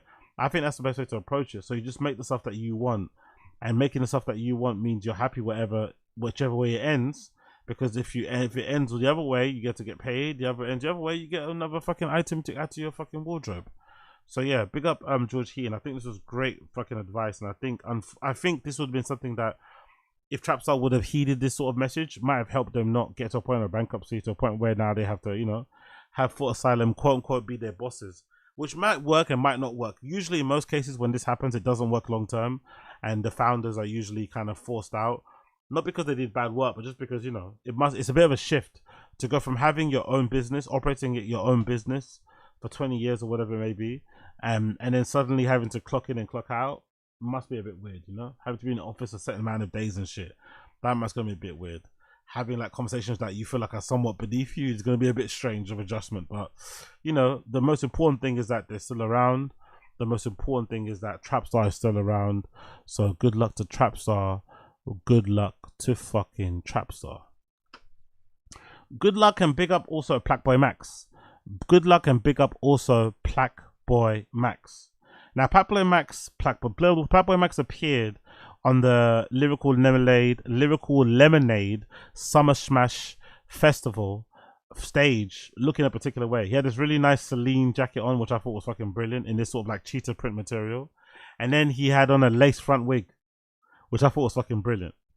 Especially when you consider all the backlash he's been receiving these last few weeks for people thinking that he's turning himself zesty, or that he's going to, you know, transition into a female at some point because of the fact that he's getting these, like, you know, derma piercings. He had another piercing above his eyebrow that he took away. Allegedly, there's a assumption that he got his ass reduced or something. He got like a butt reduction, which I don't think is true personally. I think it's just a bit of a troll, but you know, people are basically questioning his masculinity, questioning what he's doing, and being worried that Plaqueboymax might turn gay. And what I took away from this is the following. I took away from this that for whatever reason, America has a very fragile relationship when it comes to masculinity. I don't know why. Men in America can't be metrosexual. If you're metrosexual, like how most of the men here in Europe are, myself included, you're going to be regarded as a gay person, and in like a derogatory way. Someone's going to think that you're homosexual just because you want to be a metrosexual, just because you don't mind wearing women's handbags, just because you don't mind having both of your ears pierced, just because you might paint your nails, just because you might wear a particular brand of clothing. It's really strange how sensitive men are in America to like masculinity and how people present themselves, because in my opinion, I don't really get from Plaqueboymax that he's trying to soft launch his like trans era, or that he's trying to soft launch coming out as gay or something. I don't get it. I don't get that whatsoever. I don't even get the feeling that he's queer. I just get the feeling that he's trying to express himself as an artist, as a male artist, by, you know, experimenting a little bit, trying new things out, dressing a certain way, produce music a certain way. Like, I don't think there's anything wrong with that. I really don't think there's anything wrong with that whatsoever, but I don't really say that this particular person is trying to be gay. I don't think so. I think, if anything, in this particular generation of kids, because you're describing as a Gen Z kid, they do stuff allegedly for attention anyway. Just to troll, just to kind of like rage bait. That's part of it. But I also think part of it as well is that a lot of these kids don't have the same relationship, or don't view these type of things as maybe gay as other older relationship probably would have. They just see this as a swaggy thing. Like, okay, I'm a dude, I'm gonna rock this thing, I'm gonna do this thing, I'm gonna wear this thing, I'm gonna put this thing on my head to look a certain way, to look cooler in front of the girls, you know? That's what they do, which is one thing. But I think in general, what this mostly is just an up-and-coming artist trying to find his way, trying to find an alternative way to express himself. And one of the best ways you can do it is via how you talk and how you dress yourself and places that you go. So he's kind of really learning about some of that going forward. But I feel like some of the controversy, some of the comments about him and how he looks has been super excessive. Super excessive. People need to chill out. It really isn't that deep, in my opinion. It really fucking isn't that deep. He's just being an artist. He's just being a fucking artist, man. People need to fucking chill. It really isn't that deep. Let me show you some clips here of some stuff that people are talking about. So yeah, this particular one, people were really upset about, right? Which was him getting this piercing on his brother's eyebrow, which I think was pretty cool. I thought even the girl that did it seemed pretty cool too. She looks like she takes her craft very seriously. Maybe she's like the go-to derma piercing person that all of these streamer kids go to. I feel like they've all got one. Now I kind of feel like I want one as well. I feel like I want a little fucking derma piercing. Maybe I got to lose more kg so my cheekbones are more popping and I know where to kind of place it. But the derma piercing lady looked like she did a good job with the P. I didn't know you could actually do that, by the way. That's actually a good idea to get above your eyebrow. But in the end, I think Plaqueboymax removed it because he didn't like how it was placed. But I thought it looked pretty cool. Okay. Let's see. Yeah, big up Don Dutta, exactly. I get exactly. Lenny Kravitz is a good example. I get just an artist trying to express themselves in a creative way, and he looks exactly. He's looking more like Lenny Kravitz, more like a fucking streetwear, you know, version of fucking Prince or something, right? Than he is more like a Karmaloop Prince than he is looking GAY. Like I think the people who are calling him GAY or homosexual in a derogatory term, like, I don't think they've actually been around actual gay people, you know? Because if you've been around an actual gay person, that's not. You know what I mean? This is not. He's not. You know, he's not giving gay. He's not giving gay. He's trying to be more understanding. He's trying to be more of an ally for sure. But I don't think he's giving gay. No way. He's not. He's definitely not giving trans. I'm not gonna front. This looks beautiful. Like this is shitting on what you had. Oh yeah, that's really cool by the way. Damn. Because one stone is bigger than the other one. That's actually quite a good idea. Making one stone be a bit bigger than the other one on your dermal piercing, so it kind of makes the cheekbone pop a bit more. I might have to get that. My low-key fuck with them being different sizes, low-key. Damn, chat, this shit shiny as hell, though. Y'all see that? This shit shiny as hell. You can sit up if you want. I'm gonna spray you with some saline. Just say. Anyways, yo, listen, should I keep them different sizes, chat, or should I make them, should I change this to the smaller one when I can? Or should I keep them different sizes? I was just talking about Frank Ocean's dick rings, and Well, for now they're gonna have to be the two different. Nah, yeah, I'm knowing. But in general, I'm kind of fucking with the two different. I think it just sort of accentuates your cheekbone a little bit more. But I don't know. It's obviously your call. You look at yourself in the mirror every morning. Okay. Yeah. Okay. You have time to think about it? Yeah. Bruh, this is perfect. And this is the second piercing. This is the P he got above his eyebrow. This was the start to all the negative backlash. Plus the diva tattoo that I'm going to show you next. I cannot believe this. All right. Blood warning. All right. Okay. Wait a second. Gotta shift it ever so slightly. Yes. It's perfect. Oh shit. That's that double guy. He looks so better, man. I wonder if he's lost weight or just cleared his skin up. He doesn't look as ugly as people used to say he used to look. He looks a lot better there, to be fair. No homo.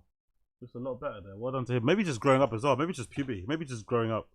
Maybe he's just growing up. He's just becoming an adult. He's becoming a young adult. That's what he's looking at there. Pick up him though. Yes. It's perfect. Oh, you a fucking rock star. You're a fucking rock star, King. You killed it. Maybe like the next 48, I say, like just so there's able to be fibroids and tissue that plant the anchor.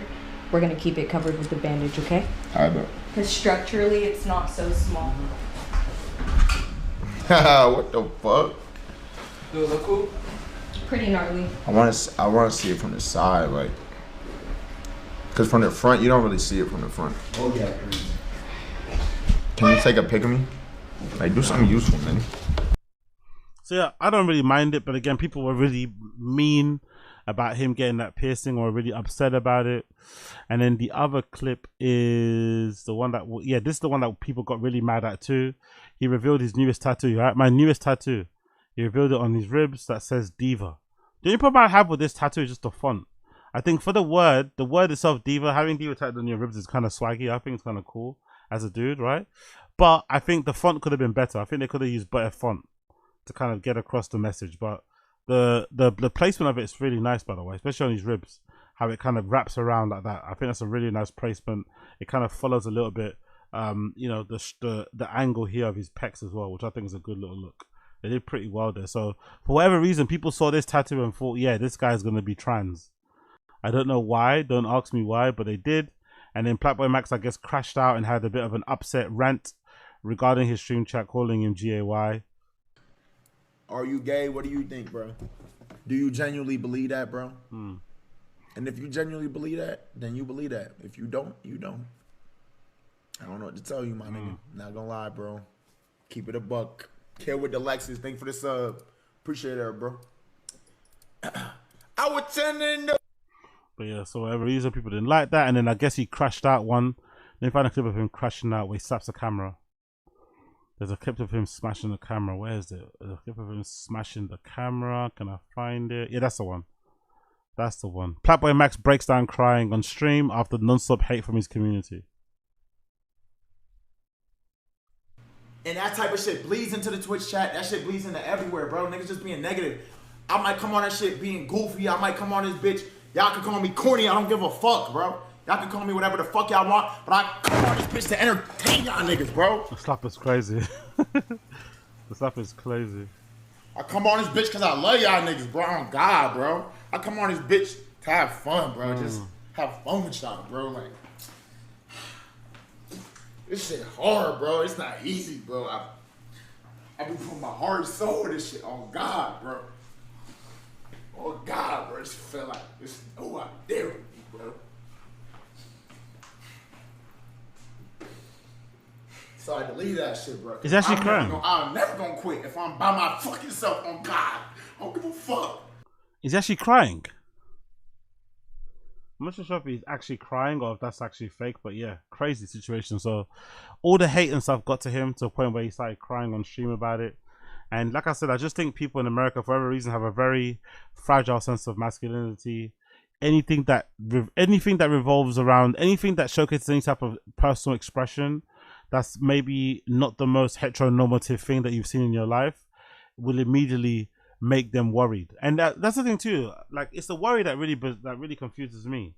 They seem worried. Like, why do they get worried if a guy is, imagine if he does end up becoming trans or something, why would that worry people? Like, why are they worried that he's going down that direction? If it's nothing to do with their life, it's nothing to do with them. Why would they be worried? Why would they concern them if he decides to do that? It's very, very strange. There's a lot of fucking Karen energy with a lot of people in that regard. But yeah, big up Plaqueboymax. In the end, I think it worked because, you know, he went to the fucking Summer Smash Festival. Everyone was hyped to see him perform from what I saw on the timeline. And he had a really good time performing there, doing his thing. There's this funny clip, actually. Big up River Moon. He posted Plaqueboymax saw this and he wanted to battle. But, you know. The moon is exhausted in Cancer, which means that it is most happiest in that. Taking a video, babe. Before his time, innit? River Moon, actually think about it. River Moon was before his time when it comes to that look. You know, when it comes to a guy having his hair laid, you know, wearing particular things and whatnot. Yeah. Because you're modeling, babes. Maybe the real example of when we'll see that Plaqueboymax has definitely gone down the route of maybe slowly but surely coming out of the closet might be when he puts on lipstick.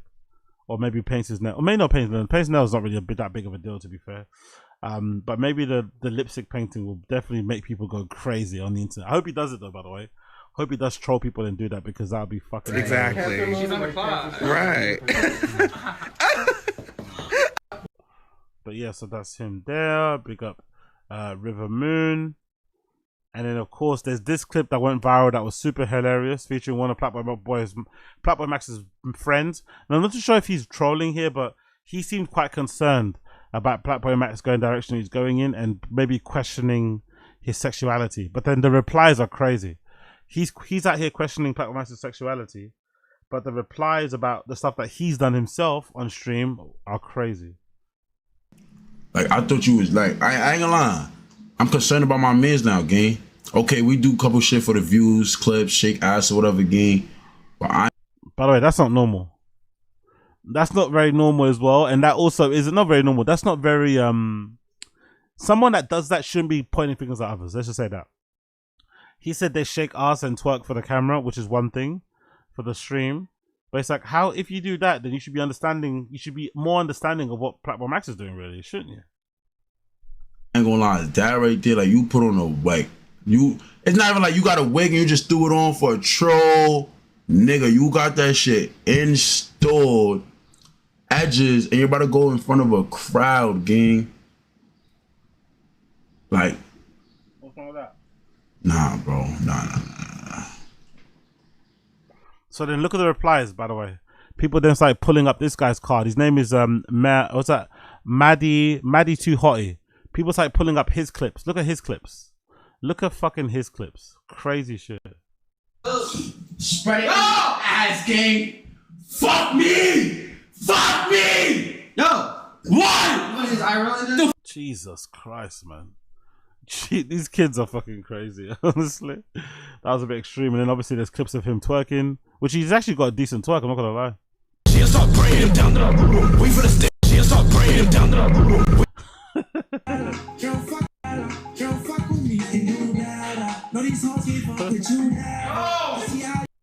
It's actually kind of decent. So him calling out Plaqueboymax was kind of interesting, considering the stuff that he's done in the past, you know? Very, very, very, very interesting. But maybe it's a troll. Maybe it's all a troll. Who knows? Maybe it's all a troll, because that's what these kids do nowadays. Nothing means nothing. Nothing means nothing when you're just endlessly trolling. Nothing means nothing when you're endlessly trolling. But I did like how he looked, I'm not going to lie. I did like his Summer Smash outfit.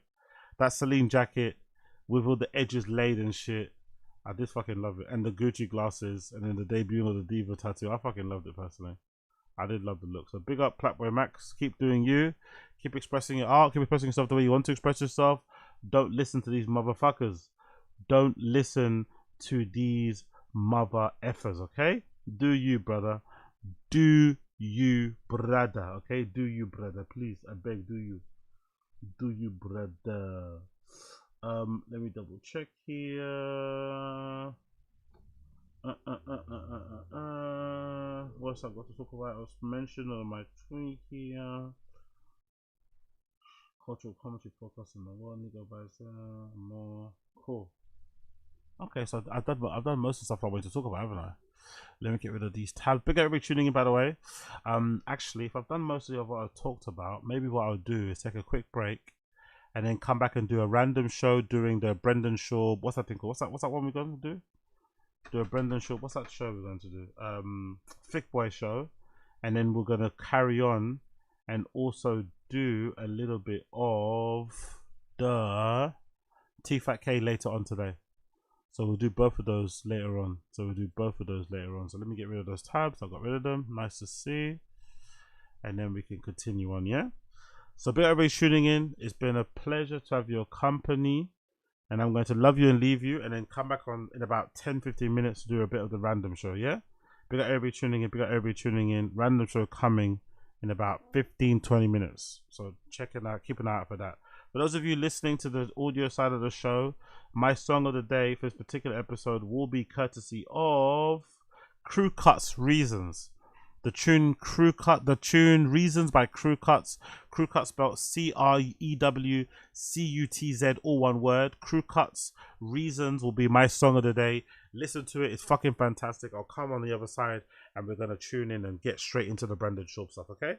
Love and light to all of you. See you guys in about 20 minutes. And yeah, thank you for tuning in to the X and Zinger Show. Peace.